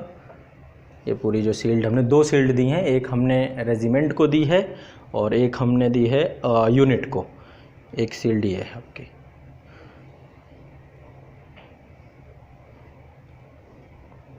ये अब दिखेगी नहीं आपको, ठीक है। किसी दिन फिर साझा करूँगा मैं, अभी थोड़ा मामला शांत हो जाएगा फिर करेंगे, ठीक है। तो नेक्स्ट आपका कहाँ पे है? हाँ, तो मैं बता रहा था कि राज्य कब कौन से बने। पुदुचेरी 1954 पे बना, ठीक है। इसके बाद नागालैंड आपका 1963 में बना और नागालैंड को जो है 16वें राज्य का दर्जा दिया गया। पहले असम के राज्यपाल के नियंत्रण में इसे रखा गया था, लेकिन 1963 में ये खुद ही बन गया। वहाँ पे आंदोलनकारी, नागा आंदोलनकारी लगातार कर रहे थे कि हमें इंडिपेंडेंट करो, तो पहले असम राज्य के राज्यपाल ही वहाँ के राज्यपाल हुआ करते थे। 1963 में हमने इसको इंडिपेंडेंट कर दिया। इसके बाद एक बवाल चालू हुआ यहाँ पे, ये जो आपने मास्टर तारा सिंह का नाम सुना हो, पंजाब वाले क्षेत्र में, हरियाणा वाले क्षेत्र में मास्टर तारा सिंह के द्वारा, ये हरियाणा हिंदी भाषी क्षेत्र था, ठीक है, गुर्जर जाट बहुल क्षेत्र, और ये पंजाब जो था सिख कम्युनिटी का क्षेत्र था। फिर मैं कभी किसी दिन पढ़ाऊंगा आपको जनरल सिंह भिंडरा वाले की कहानी पूरी की पूरी, कि जनरल सिंह भिंडरा वाले किस तरीके से पूरा मामला हुआ, ऑपरेशन ब्लू स्टार तक बात गई। आज हम खालिस्तान को लेकर इतना डिस्कस करते हैं, चर्चा करते हैं, मास्टर तारा सिंह का क्या रोल था। तो 1966 में हरियाणा पंजाब से अलग हो गया, ठीक है। हरियाणा पंजाब से अलग हो गया, एक संयुक्त राजधानी बना दी गई। और इसी हिमाचल प्रदेश भी आपका जो है इसी का हिस्सा होता था, काफ़ी हिस्सा हिमाचल प्रदेश भी आप जाएंगे चंडीगढ़ के बाद जो है आप देखेंगे वहीं से रूट जाता है, वहीं से आपका चालू हो जाता है। तो हिमाचल प्रदेश, हरियाणा और चंडीगढ़, ठीक है, ये चंडीगढ़ आपका संयुक्त राजधानी अभी भी है। तो 1966 में 17वें राज्य के तौर पे हरियाणा बनाया गया, केंद्र शासित प्रदेश चंडीगढ़ का गठन किया गया और सिखों के लिए एक पृथक जो है सिंह ग्रह राज्य बनाया गया।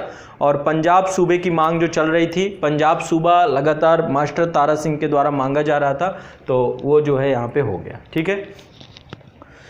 एक सहाय आयोग भी बनाया गया था 1966 में उसके रिकमेंडेशन में। तो 1966 में पंजाब और हरियाणा दोनों एक दूसरे से पृथक हो गए। क्लियर। अगला नेक्स्ट है आपका मणिपुर, त्रिपुरा और मेघालय, ठीक है। पूर्वोत्तर भारत में राजनीतिक मानचित्र में व्यापक परिवर्तन इनके बाद आए, जब ये तीनों बने पूरा मानचित्र ही बदल गया। 1972 में एक पूरा पुनर्गठन आयोग बनाया गया जिसके तहत जो है जो नेफा प्रदेश था, ठीक है, पूर्वोत्तर सीमा प्रांत प्रदेश हम इसे बोलते हैं, नॉर्थ ईस्ट जो है फ्रंटियर, नॉर्थ ईस्ट फ्रंटियर, ये पूरे प्रदेश को हमने बांट दिया। फिर एक 1972 में पूर्वोत्तर भारत का जो पूरा हिस्सा था उसमें मणिपुर और त्रिपुरा और मेघालय एक स्वतंत्र राज्य के तौर पे निकल के सामने आए, ठीक है। इनको केंद्र शासित प्रदेश से हमने पूर्ण राज्य का दर्जा भी दे दिया, ठीक। इसके बाद जो सिक्किम की बात है कि 1974 में सिक्किम में 35वां संविधान संशोधन हुआ और सिक्किम भी भारत का संयुक्त राज्य बन गया। इसके बाद मैंने आपको बताया कि 36वां संविधान संशोधन के बाद सिक्किम भारत का पूर्ण राज्य बन गया, ठीक है, क्लियर। इसके बाद आपका मिजोरम, अरुणाचल प्रदेश और गोवा, ठीक है, ये आपका 1987 में भारतीय संघ से 3 नए राज्य बनाए गए, मिजोरम, अरुणाचल प्रदेश और गोवा। 25वें राज्य के तौर पे गोवा था आपका, ठीक है। इसके बाद फिर आपको सन 2000 में 3 राज्य बने, उत्तराखंड, इसके बाद आपका झारखंड और छत्तीसगढ़, ये 3 राज्य बने। और सबसे पहले राज्य के तौर पे आया आपका छत्तीसगढ़, फिर इसके बाद आपका उत्तराखंड और इसके बाद फिर आपका आया 1 नवंबर सन 2000 को छत्तीसगढ़, 9 नवंबर सन 2000 को उत्तराखंड और 15 नवंबर सन 2000 को छत्तीसगढ़, ठीक है।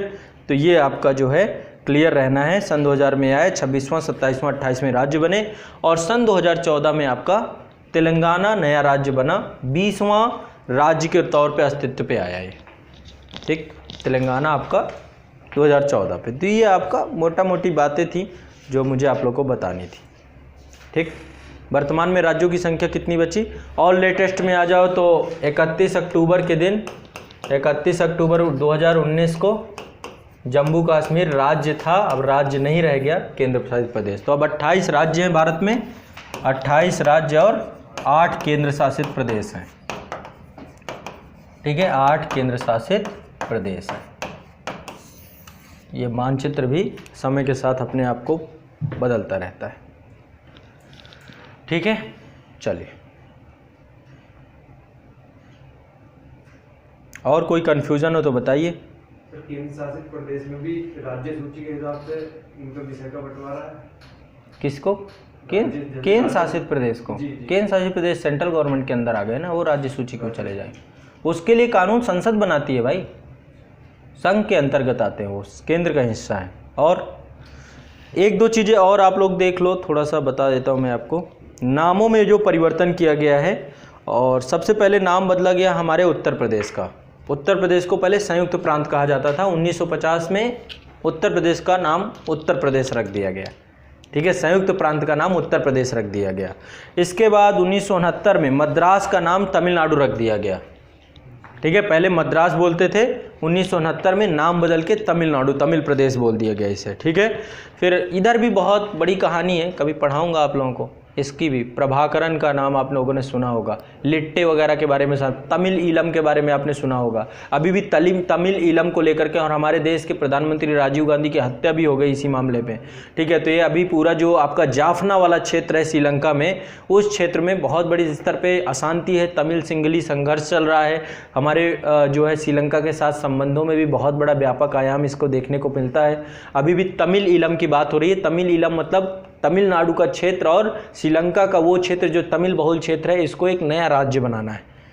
देश में हर जगह पे कहीं ना कहीं पे बवाली बैठे हुए हैं और बवाली कर रहे हैं वो, ठीक है। तो यहाँ पे बहुत दिक्कतें हैं, बहुत सारी समस्याएं हैं, पढ़ेंगे इसको भी किसी दिन। कैसे पॉलिटिकल हो गया पूरा मैटर, नहीं तो पहले तो प्रभाकरण भारत सरकार का मतलब बहुत कह सकते हैं कि सहयोगी था, भारत सरकार भी सपोर्ट करती थी उसे, लेकिन बाद में वही व्यक्ति भारत सरकार के विद्रोह में आ गया। इंडिया की आर्मी भी जाती है, और आपको पता होगा एक बार राजीव गांधी गए थे श्रीलंका, वहाँ पे श्रीलंकन एक पर्सन थे, तमिल पर्सन ही था, उसने राजीव गांधी के सर पे बंदूक मारी थी।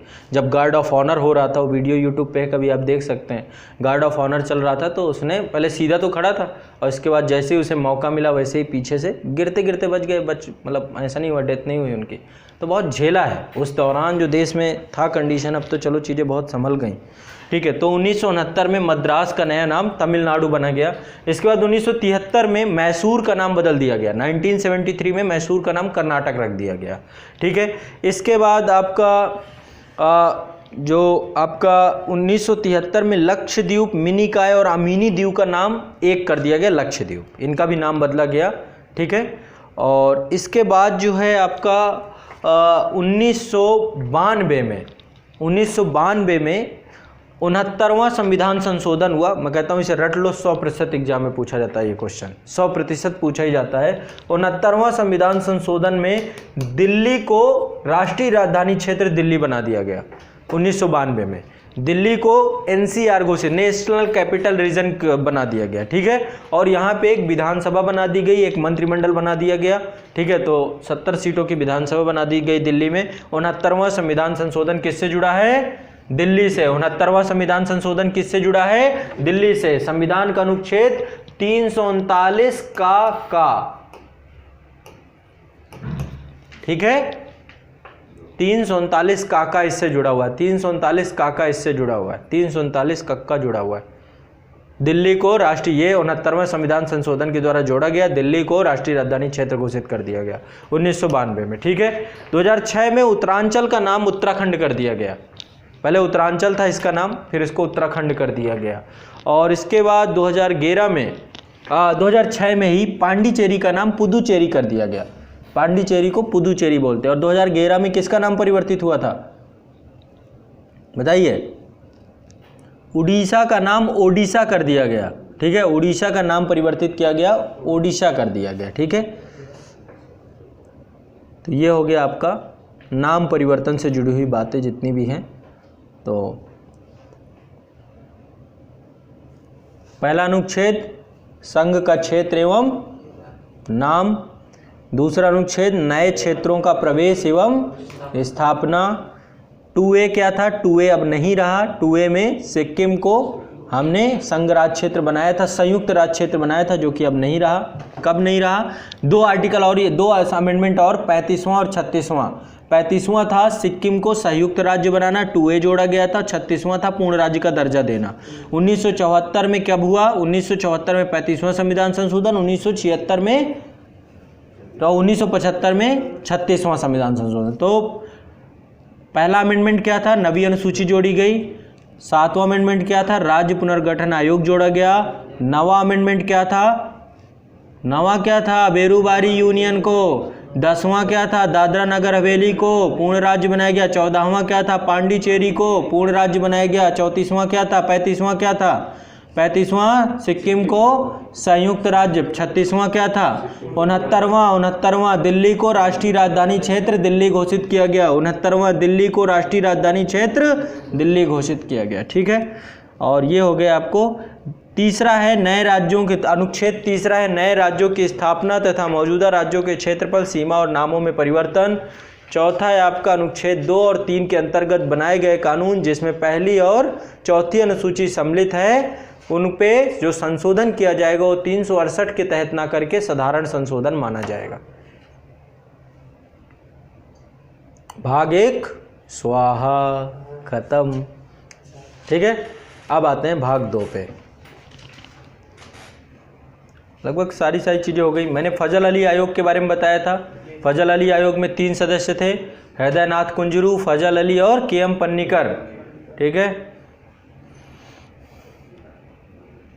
अब चलिए नागरिकता की बात कर लेते हैं।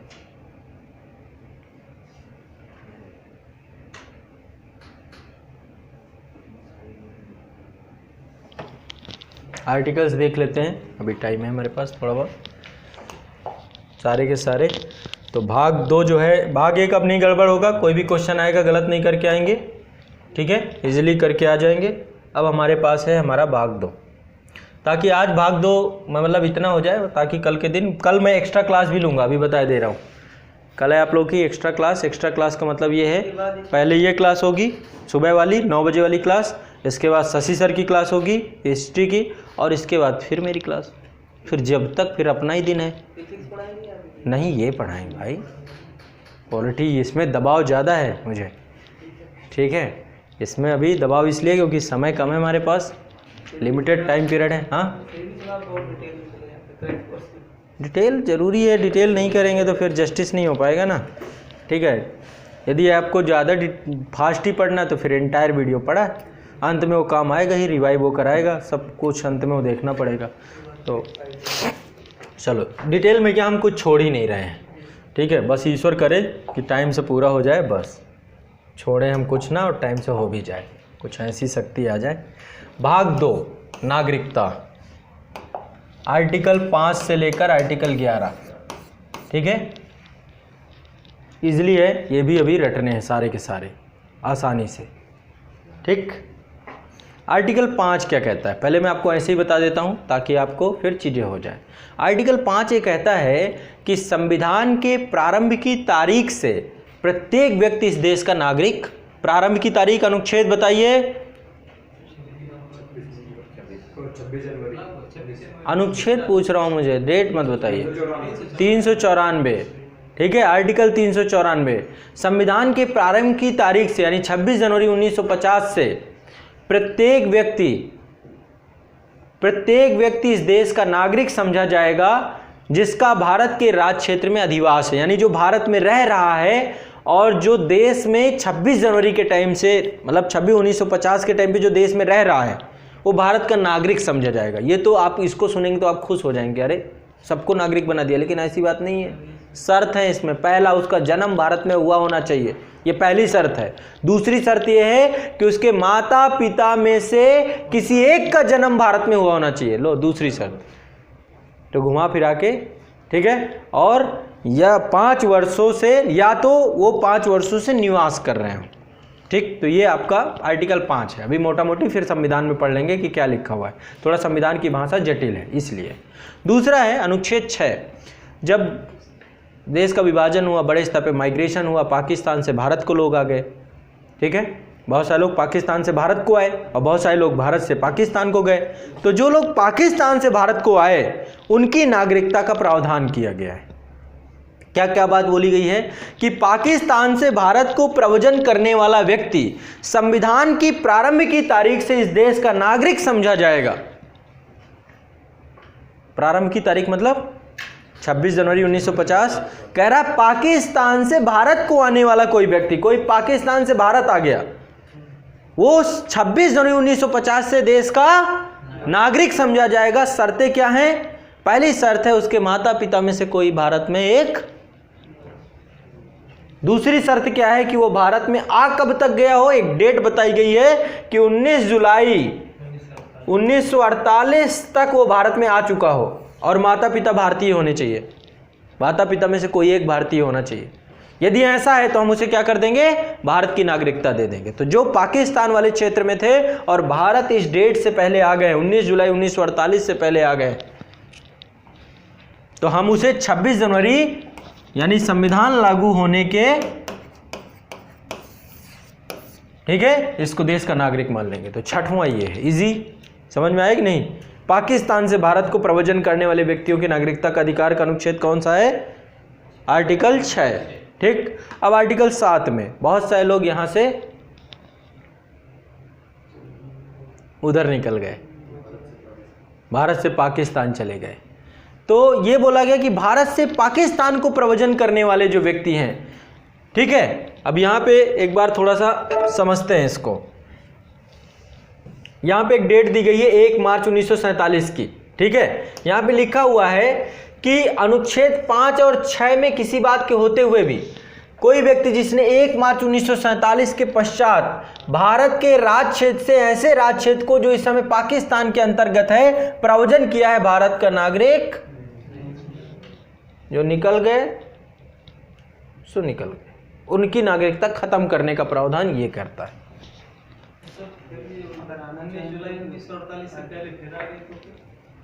फिर आ गए, फिर मन परिवर्तन हो गया तो कोई बात, तो फिर 6 के हिसाब से मिल जाएगी। मन परिवर्तन के लिए एक डेट बना दी गई थी। देखो एक डेट बना दी, इसलिए बनाया गया था कि ये पहले और उसे बाद में क्यों बनाया गया, ताकि लोग जाना कम करें, माइग्रेशन ज़्यादा ना हो, इसलिए बोल दिया गया कि देखो चले जाओगे।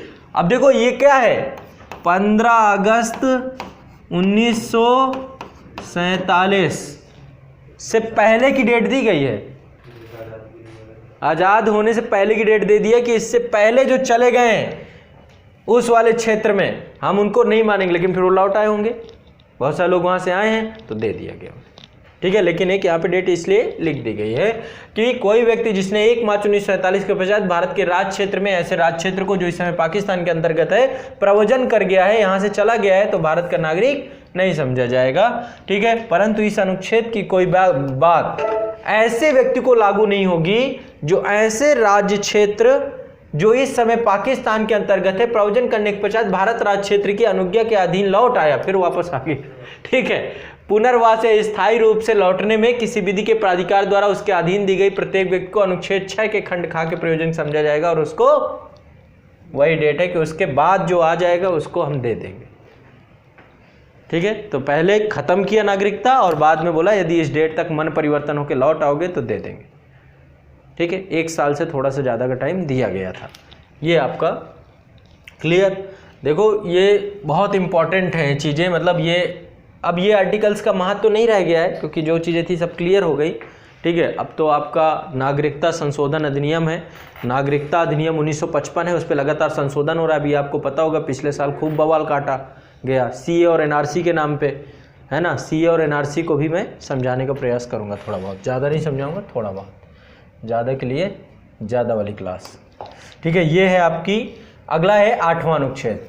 9वां समझ में आ गया, 7वां समझ में आ गया।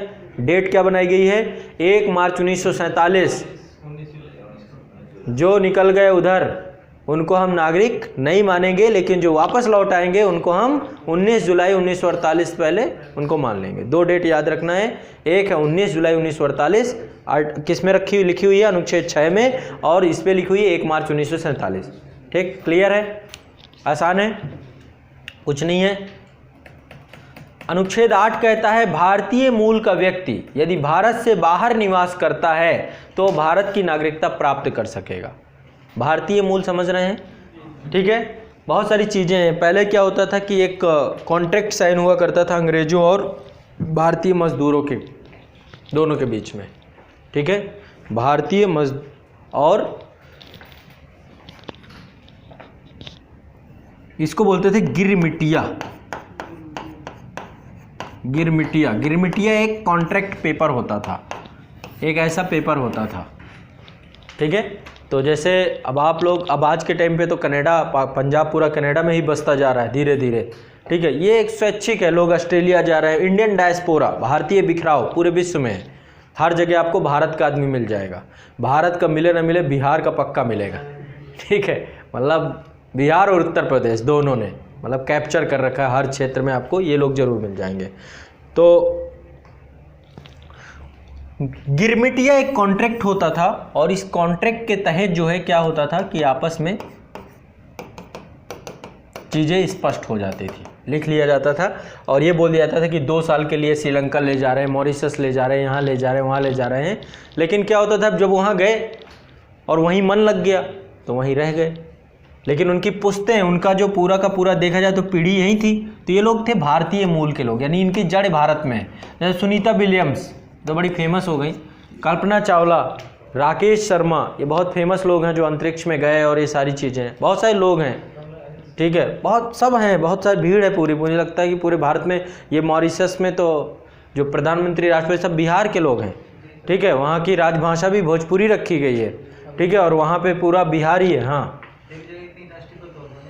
हाँ, ये आपके अभी तो उनको दिया गया था पुर्तगाल या अफ्रीकन कंट्री में है कोई, एग्जैक्ट मुझे याद नहीं आ रहा है। तो ओवरऑल क्या है कि भारत हर जगह पे है। तो ये गिरमिटिया मजदूर यही अच्छा, सूरीनाम के हैं, अच्छा ठीक। तो गिरमिटिया ये जो है आपका क्या है, एक कॉन्ट्रैक्ट है और इसके आधार पे चीज़ें जो है चल रही हैं, ठीक है। देखो इस सैटरडे तो मैं ये करवाए दे रहा हूँ, ये वाला पॉलिटी वाला काम। नेक्स्ट सैटरडे से हम थोड़ा सा एक क्लास बनाएंगे पॉलिटी, हो सकता है नेक्स्ट सैटरडे के बाद मेरी ख़त्म भी हो जाएगी, फिर मेरे पास टाइम मिल जाएगा तो हम लोग करंट अफेयर्स चालू करेंगे, ठीक है। थोड़ा बहुत बीच बीच में करंट अफेयर्स कौन क्या है, बिल्कुल बेसिक से पर्सन एंड न्यूज और उस तरीके की चीज़ें भी सैटरडे टू सैटरडे करते रहेंगे इसी क्लास में। लेकिन ये क्रैश कोर्स वाली क्लास रहेगी, वो वाली क्लास नहीं है, वो अलग करंट अफेयर्स रहेगा। ये करंट अफेयर्स ऐसा ही नॉर्मल करंट अफेयर्स, ताकि आपको चीज़ें कुछ मैं डिस्कस करूँ। भारत के बाहर रहने वाले भारतीय उद्भव के, तो ये जो भारत के बाहर रहने वाले एक तो ये हो गए, दूसरे क्या होते हैं, ये मतलब ये लोग वहीं रह रहे हैं, स्थायी तौर पे रह रहे हैं, मतलब घर बना लिए, सब कुछ बना लिया, वहाँ की नागरिकता भी ले ली, लेकिन इनका जो मूल है, इनका जड़ है, वो कहाँ पर है, भारत में है, इनकी पीढ़ियाँ यहाँ पर हैं।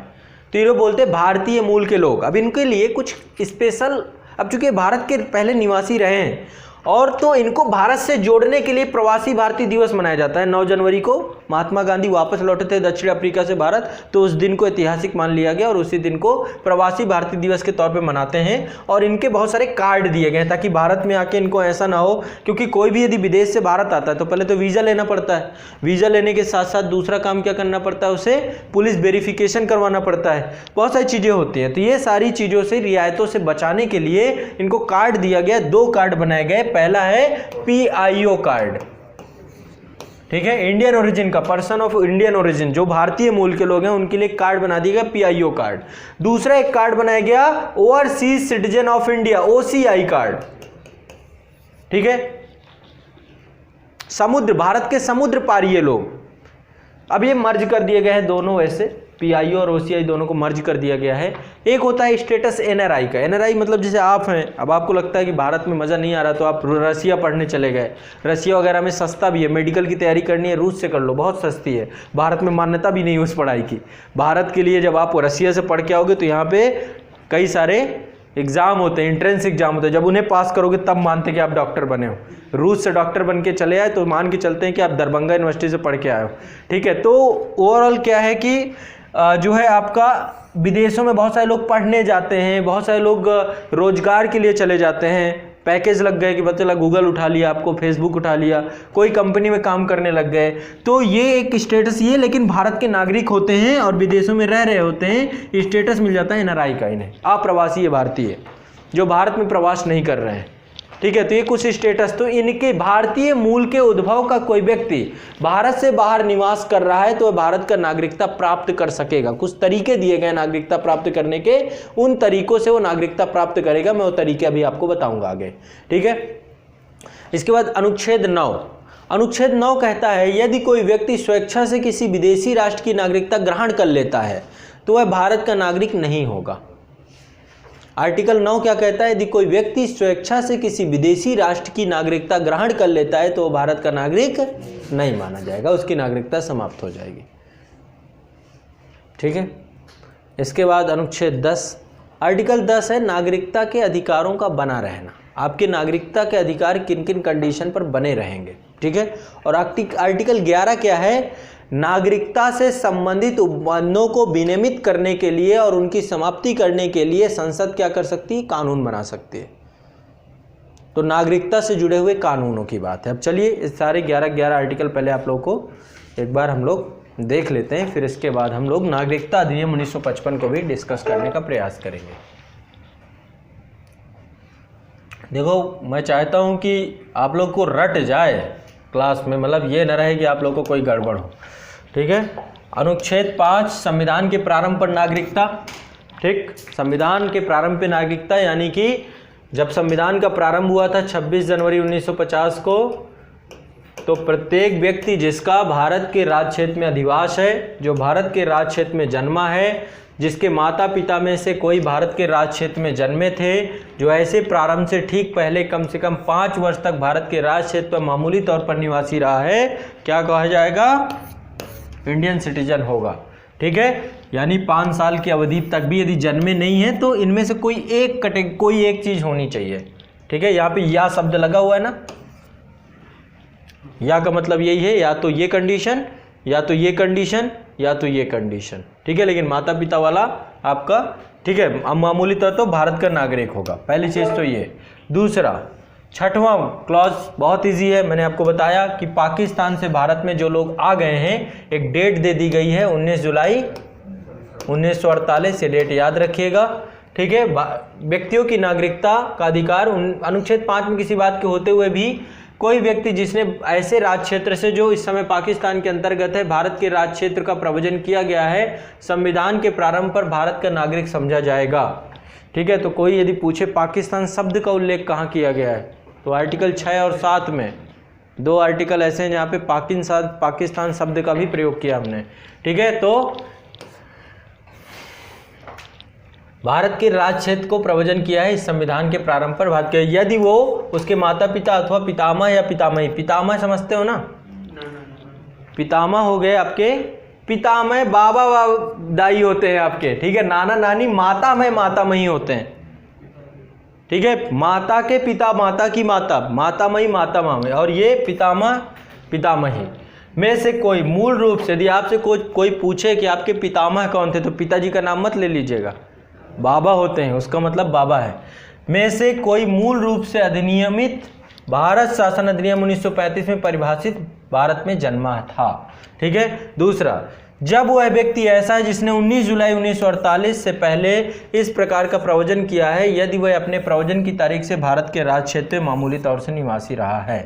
ठीक है, तो ये आपके 2 आर्टिकल है, इजीली आपको इनको समझना है। नेक्स्ट, जबकि वह व्यक्ति जिसने 19 जुलाई 1948 को या उसके पश्चात इस प्रकार का प्रवचन किया है, तब वह नागरिकता प्राप्ति के लिए भारत डोमिनियन की सरकार द्वारा विहित प्रारूप में रीति से उसके द्वारा संविधान के प्रारंभ से पहले ऐसे अधिकारी जिसे उस सरकार ने इस नियोजन के लिए नियुक्त किया है, आवेदन किए जाने पर उस अधिकारी द्वारा भारत का नागरिक रजिस्ट्रेट कर लिया गया है। ठीक है, तो ये हो गया आपका। ठीक है, परंतु यदि कोई व्यक्ति अपने आवेदन की तारीख से पहले कम से कम 6 मास तक भारत के राज्य क्षेत्र में निवासी नहीं रहा हो, तो इस प्रकार वो रजिस्ट्रीकृत नहीं किया जाएगा। ठीक है, तो ये आपका ठीक है, वही बात है जो मैंने आपको बताई, सिंपल और आसान भाषा में, और कुछ नहीं। 7वां आर्टिकल आपका वही है कि कोई पाकिस्तान से भारत आ जाता है। ठीक है, डेट बता दी गई है कि पाकिस्तान कोई यहाँ से पाकिस्तान चला जाता है, भारत से पाकिस्तान 1 मार्च 1947 के पश्चात भारत के राज्य क्षेत्र में, ठीक है, जो इस समय पाकिस्तान के अंतर्गत है, को प्रवचन कर गया है, तो भारत का नागरिक नहीं माना जाएगा, लेकिन यदि वापस आ गया है तो उसको मान लिया जाएगा। ठीक है, वही डेट दी गई है जो अनुच्छेद 6 की डेट है। 8वां है आपका भारत के बाहर रहने वाले भारतीय उद्भव के व्यक्तियों के नागरिकता के अधिकार। अनुच्छेद 5 में किसी बात के होते हुए कोई व्यक्ति जिसके माता पिता में से कोई अथवा पितामह पितामही माता मातामही कोई मूल रूप से यथानियमित भारत शासन अधिनियम 1935 में परिभाषित भारत में जन्मा था, जो इस प्रकार परिभाषित भारत के बाहर किसी देश में मामूली तौर पर निवास कर रहा था, भारत का नागरिक समझा जाएगा, यदि वह नागरिकता प्राप्ति के लिए भारत डोमिनियन की सरकार के द्वारा, भारत सरकार द्वारा विहित प्रारूप रीति द्वारा अपने देश में जहां वह तस्मय निवास कर रहा है, भारत के राजनयिक या काउंसिली प्रतिनिधि को संविधान के प्रारंभ से पहले उसके पश्चात आवेदन किए जाने पर राजनीय या काउंसिलिक प्रतिनिधि का भारत के रजिस्ट्रीकृत कर लिया गया है। सिंपल आसान भाषा में एक तरीका है, अभी बताऊंगा। रजिस्ट्रेशन का एक तरीका होता है, एक प्रक्रिया होता है जिसके माध्यम से भारत की नागरिकता ली जा सकती थी। भारतीय मूल के लोगों को भी नागरिकता उस आधार पर दी गई है। आर्टिकल 9 है विदेशी राज्य की नागरिकता स्वेच्छा से अर्जित करने वाले व्यक्तियों का नागरिक ना होना। यदि किसी व्यक्ति ने विदेशी राज्य की नागरिकता स्वेच्छा से अर्जित कर ली है तो वह अनुच्छेद 5 के आधार पर भारत का नागरिक नहीं होगा, अनुच्छेद 6 तथा 8 के आधार पर भारत का नागरिक नहीं समझा जाएगा। 10वां है नागरिकता के अधिकारों का बना रहना। प्रत्येक व्यक्ति जो इस भाग के पूर्वगामी उपबंधों में से किसी एक के अधीन भारत का नागरिक समझा जाता है, विधि के उपबंधों के अधीन रहते हुए जो संसद द्वारा बनाई जाए नागरिक बना रहेगा।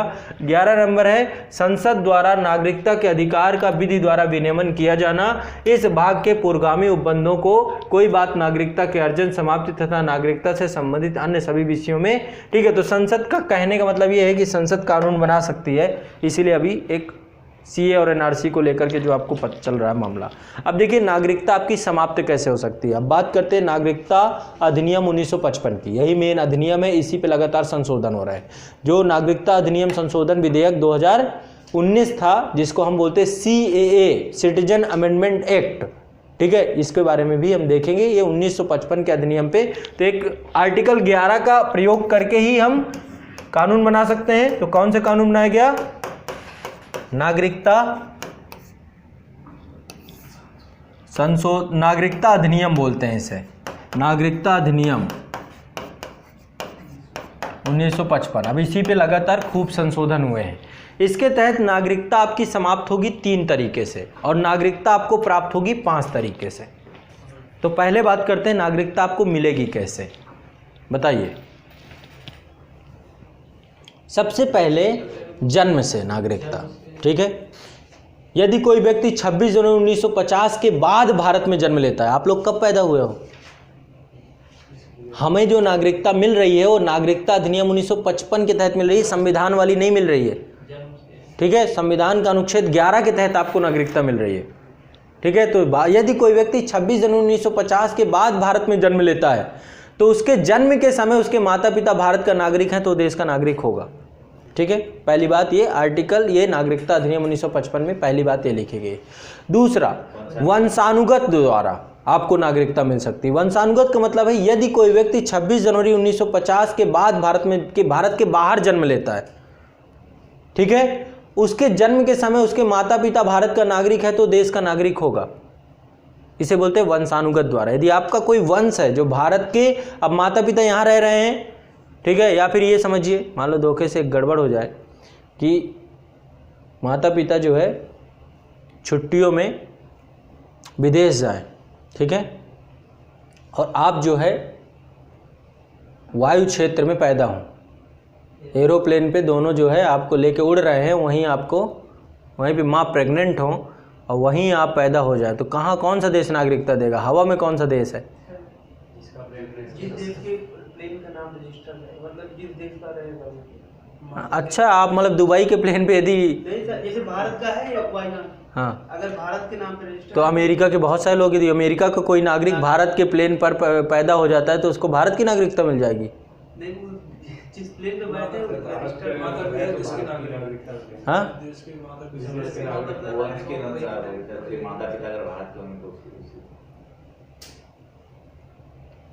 वंशानुगत का प्रयोग करेंगे यहाँ पे, दिमाग नहीं लगाना ज़्यादा, ऐसे तो फंस जाएंगे आप।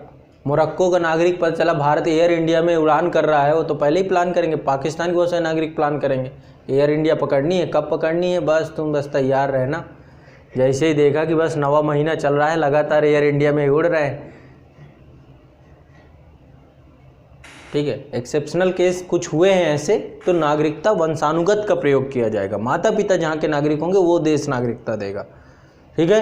तो यदि कोई व्यक्ति 26 जनवरी 1950 के बाद भारत से बाहर जन्म लेता है तो उसके जन्म के समय उसके माता पिता भारत का नागरिक है तो उस देश का नागरिक होगा, ठीक है। पहली चीज़ ये। दूसरा है पंजीकरण के माध्यम से, रजिस्ट्रेशन के माध्यम से। अब कई तरीके एक तो हो सकता है, यदि कोई व्यक्ति मान लो विदेश, आपकी शादी सोनिया गांधी की शादी कहाँ हो गई?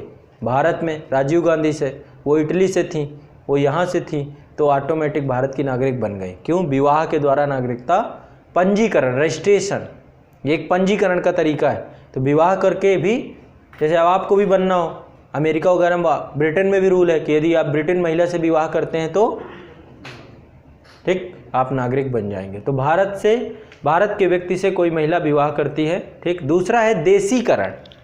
देशीकरण भी एक तरीका है। देशीकरण का मतलब है कि ये देशों के ऊपर है, दोनों देशों के ऊपर। मान लो कि कनाडा है, हमारे देश के नागरिकों को वो नागरिकता देने के उसने, मतलब कि भारत के नागरिकों के लिए उसने प्रावधान बना रखा है।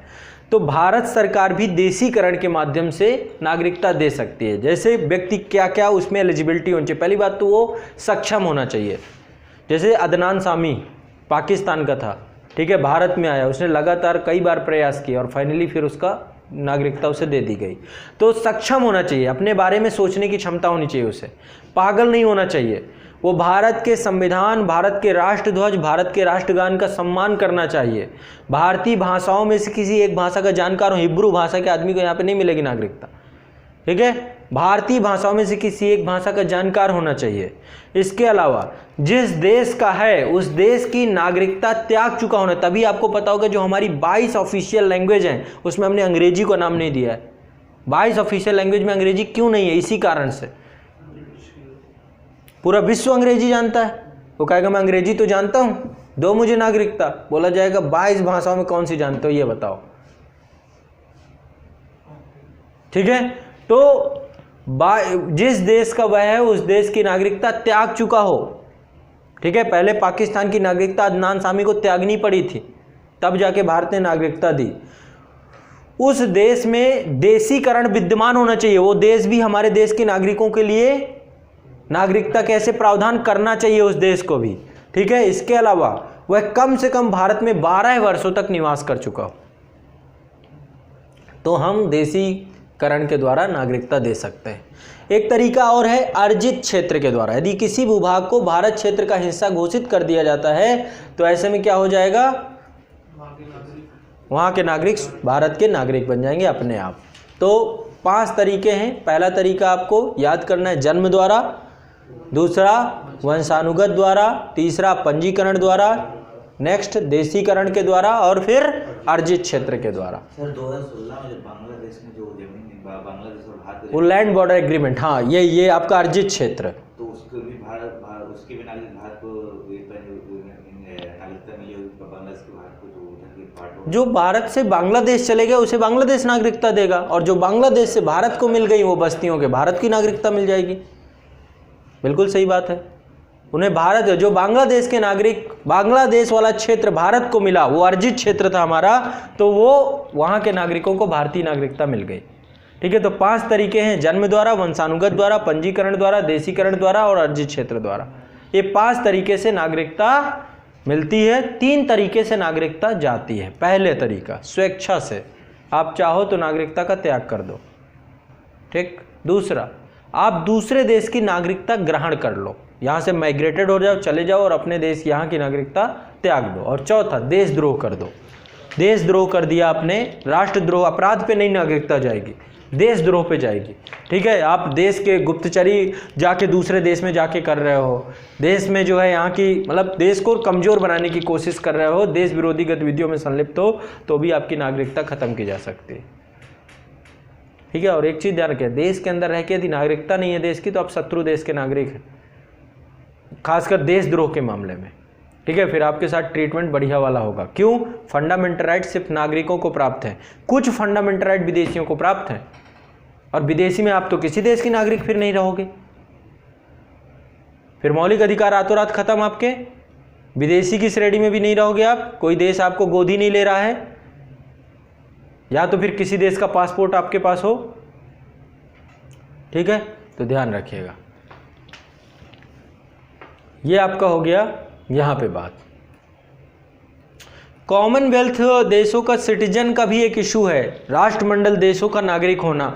राष्ट्रमंडल देखो बहुत, वो मैं पहले बार बार समझा चुका हूँ कि ब्रिटिश ने जिन क्षेत्रों को देश में अर्जित कर रखा है, जिन क्षेत्रों पे औपनिवेशिक शासन किया है, उनको मिल करके उसने एक राष्ट्रमंडल, तो राष्ट्रमंडल अब आपको पता होगा शायद, जो राष्ट्रमंडल देश हैं जहाँ पे ब्रिटेन ने पहले कब्जा कर रखा था, वहाँ पे हम उच्चायोग होता है, वहाँ पे उच्चायोग वहाँ पे होता है, वहाँ पे एम्बेसी नहीं होती है, वहाँ पे राजदूत नहीं होता, वहाँ पे उच्चायोग होता है, ठीक है। दोनों में अंतर है, ठीक है। तो इसको भी ध्यान में रखिएगा, ठीक।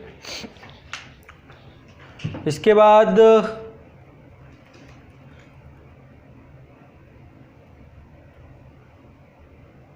चलिए अब आज के लिए इतना ही रखते हैं, कल मैं आपको सिटीजन अमेंडमेंट एक्ट के बारे में बता दूंगा। फिर इसमें अभी 2019 में आपका जो समझौता हुआ है वो आपको पता ही है कि इस समझौते के तहत हुआ क्या है, बहुत इजी था। क्या था? 3 देशों को लिया गया इस समझौते में। पहला देश है पाकिस्तान, दूसरा है बांग्लादेश और चौथा है अफगानिस्तान, वहाँ के हिंदू नागरिकों को उठाया गया है। हिंदू नागरिकों को, यानी पाकिस्तान, बांग्लादेश और अफगानिस्तान की जो हिंदू जनसंख्या है, यदि वो भारत में नागरिकता के लिए अप्लाई करे तो हम उन्हें नागरिक बना देंगे। बाकी की जनसंख्या के लिए नहीं है, अदर धर्मों के लिए नहीं है, सिर्फ हिंदू धर्म के 3 देशों के नागरिकों को हम भारत की नागरिकता देंगे। ठीक है, ये था सिटीजन अमेंडमेंट बिल, थोड़ा सा धार्मिक रूप दे दिया गया इसको। और एनआरसी का मतलब यह है कि देश में रह रहे नागरिकों का हम एक रजिस्टर बनाएंगे ताकि परिभाषित हो सके कि कौन देश के नागरिक हैं। इसके लिए कुछ डॉक्यूमेंटेशन प्रक्रिया होगी, वो डॉक्यूमेंट है आप लोग के पास, वो डॉक्यूमेंट सबके पास है। आप देश में इतने समय से रह रहे हो तो सबके पास डॉक्यूमेंट है, ठीक है। लेकिन अब जैसे कि गृह मंत्री कह रहे हैं कि भाई आधार कार्ड को हम डॉक्यूमेंट नहीं मानते हैं, आधार कार्ड डॉक्यूमेंट नहीं है, लेकिन कुछ ना कुछ डॉक्यूमेंट आपके पास हैं, ठीक है। ऐसा तो है नहीं कि आपके पास राशन कार्ड नहीं है, आपके पास बिजली का बिल नहीं है, आपके पास बहुत सारे डॉक्यूमेंट हैं, सब काम करेंगे, ठीक है। तो एक डॉक्यूमेंटेशन प्रक्रिया होगी देश में और एक राष्ट्रीय रजिस्टर बनाया जाएगा, राष्ट्रीय नागरिक रजिस्टर बनाया जाएगा। ये है एनआरसी। जो इससे बाहर होंगे, मान लो जो इस रजिस्टर पे नहीं आ पाए, जो डॉक्यूमेंटेशन प्रक्रिया से बाहर हो गए, तो ऐसे लोगों को डिटेंशन सेंटर में रखा जाएगा, डिटेन कर दिया जाएगा। वो देश के नागरिक नहीं होंगे, ठीक है। ऐसा नहीं होगा कि उनको जहाज में भर के कहीं फेंक देंगे, लेकिन उनको डिटेंशन सेंटर में भेज दिया जाएगा, ठीक है।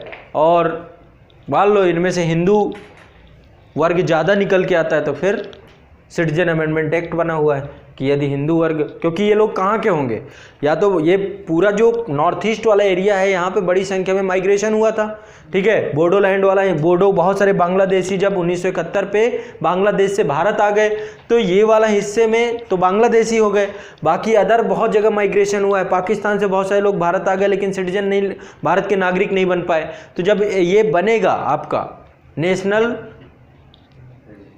है ना, सिटीजन रजिस्टर जब बनेगा तो इस रजिस्टर पे आपका जो है पूरा का पूरा एक विवरण होगा, खाका होगा, उसमें लिस्ट में नाम होगा, उसी लिस्ट के नाम के आधार पे।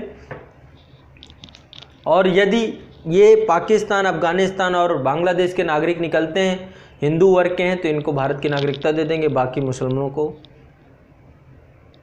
Detention centre. इसीलिए इसका विरोध है कि आपने क्या किया, मानो अब तो भारत में ही रह रहे हैं सब लोग और काफ़ी वर्षों से रह रहे हैं, अब तो कोई घुसा नहीं चला रहा, तो ऐसा नहीं करना चाहिए था। इसका विरोध होना लाजमी भी है कि आपने क्या किया। अब इसमें डिटेन जो लोग होंगे, मान लो जब नेशनल ये पूरा आपका एनआरसी लागू होगा, सिटीजन का रजिस्टर बनाया जाएगा और इस सिटीजन के रजिस्टर पे जो डिटेन होंगे, जो भारत की नागरिकता प्रमाणित नहीं कर पाएंगे, यदि वो केवल एक धर्म विशेष के कारण से डिटेन कर दिए जाएंगे, फिर सबके लिए बराबर रूल होना चाहिए।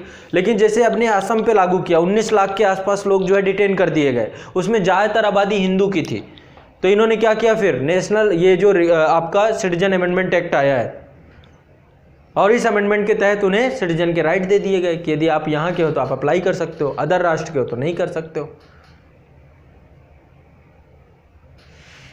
तो ये थोड़ा सा विवादित था, इसलिए देश भर में इसमें बड़े स्तर पे विद्रोह भी हुआ, आंदोलन भी हुआ, धार्मिक तौर इसको सरकार ने भी देने का प्रयास किया, ठीक है। तो भारत में कैसी नागरिकता है, इकहरी नागरिकता है।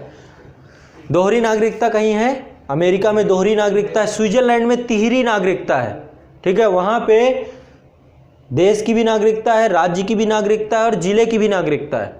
हमारे यहाँ पे राज्य का निवास प्रमाण पत्र बनता है, डोमिसाइल बनता है ना हमारे यहाँ पे, लेकिन नागरिकता भारत संघ की ही मिलती है हमको, ठीक है।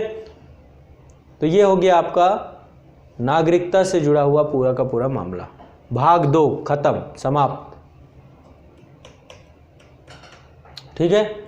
आर्टिकल 5 क्या था, संविधान के प्रारंभ की तारीख से नागरिकता। आर्टिकल 6 पाकिस्तान से भारत को प्रव्रजन करने वाले व्यक्तियों को, ठीक है, संविधान की प्रारंभ की तारीख से यदि 19 जुलाई 1948 से पहले भारत आ गए हैं तो नागरिक समझा जाएगा। जो भारत से पाकिस्तान चले गए हैं उनके लिए है यहाँ पे,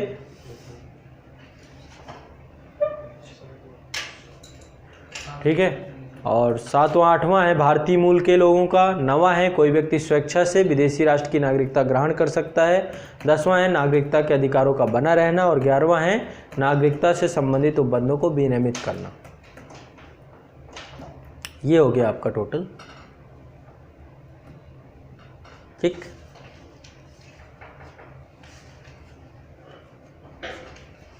आज के लिए इतना ही। कल जो है आपका फंडामेंटल राइट चालू होगा, उसे भी कल ही निपटा ही देंगे। फिर डीपीएसपी में ज़्यादा टाइम नहीं लगता है, डीपीएसपी फास्ट हो जाएगा, फास्ट फॉरवर्ड। और इसके बाद आपका कल, यदि कल पॉसिबल हो पाया तो हम डीपीएसपी भी कर लेंगे।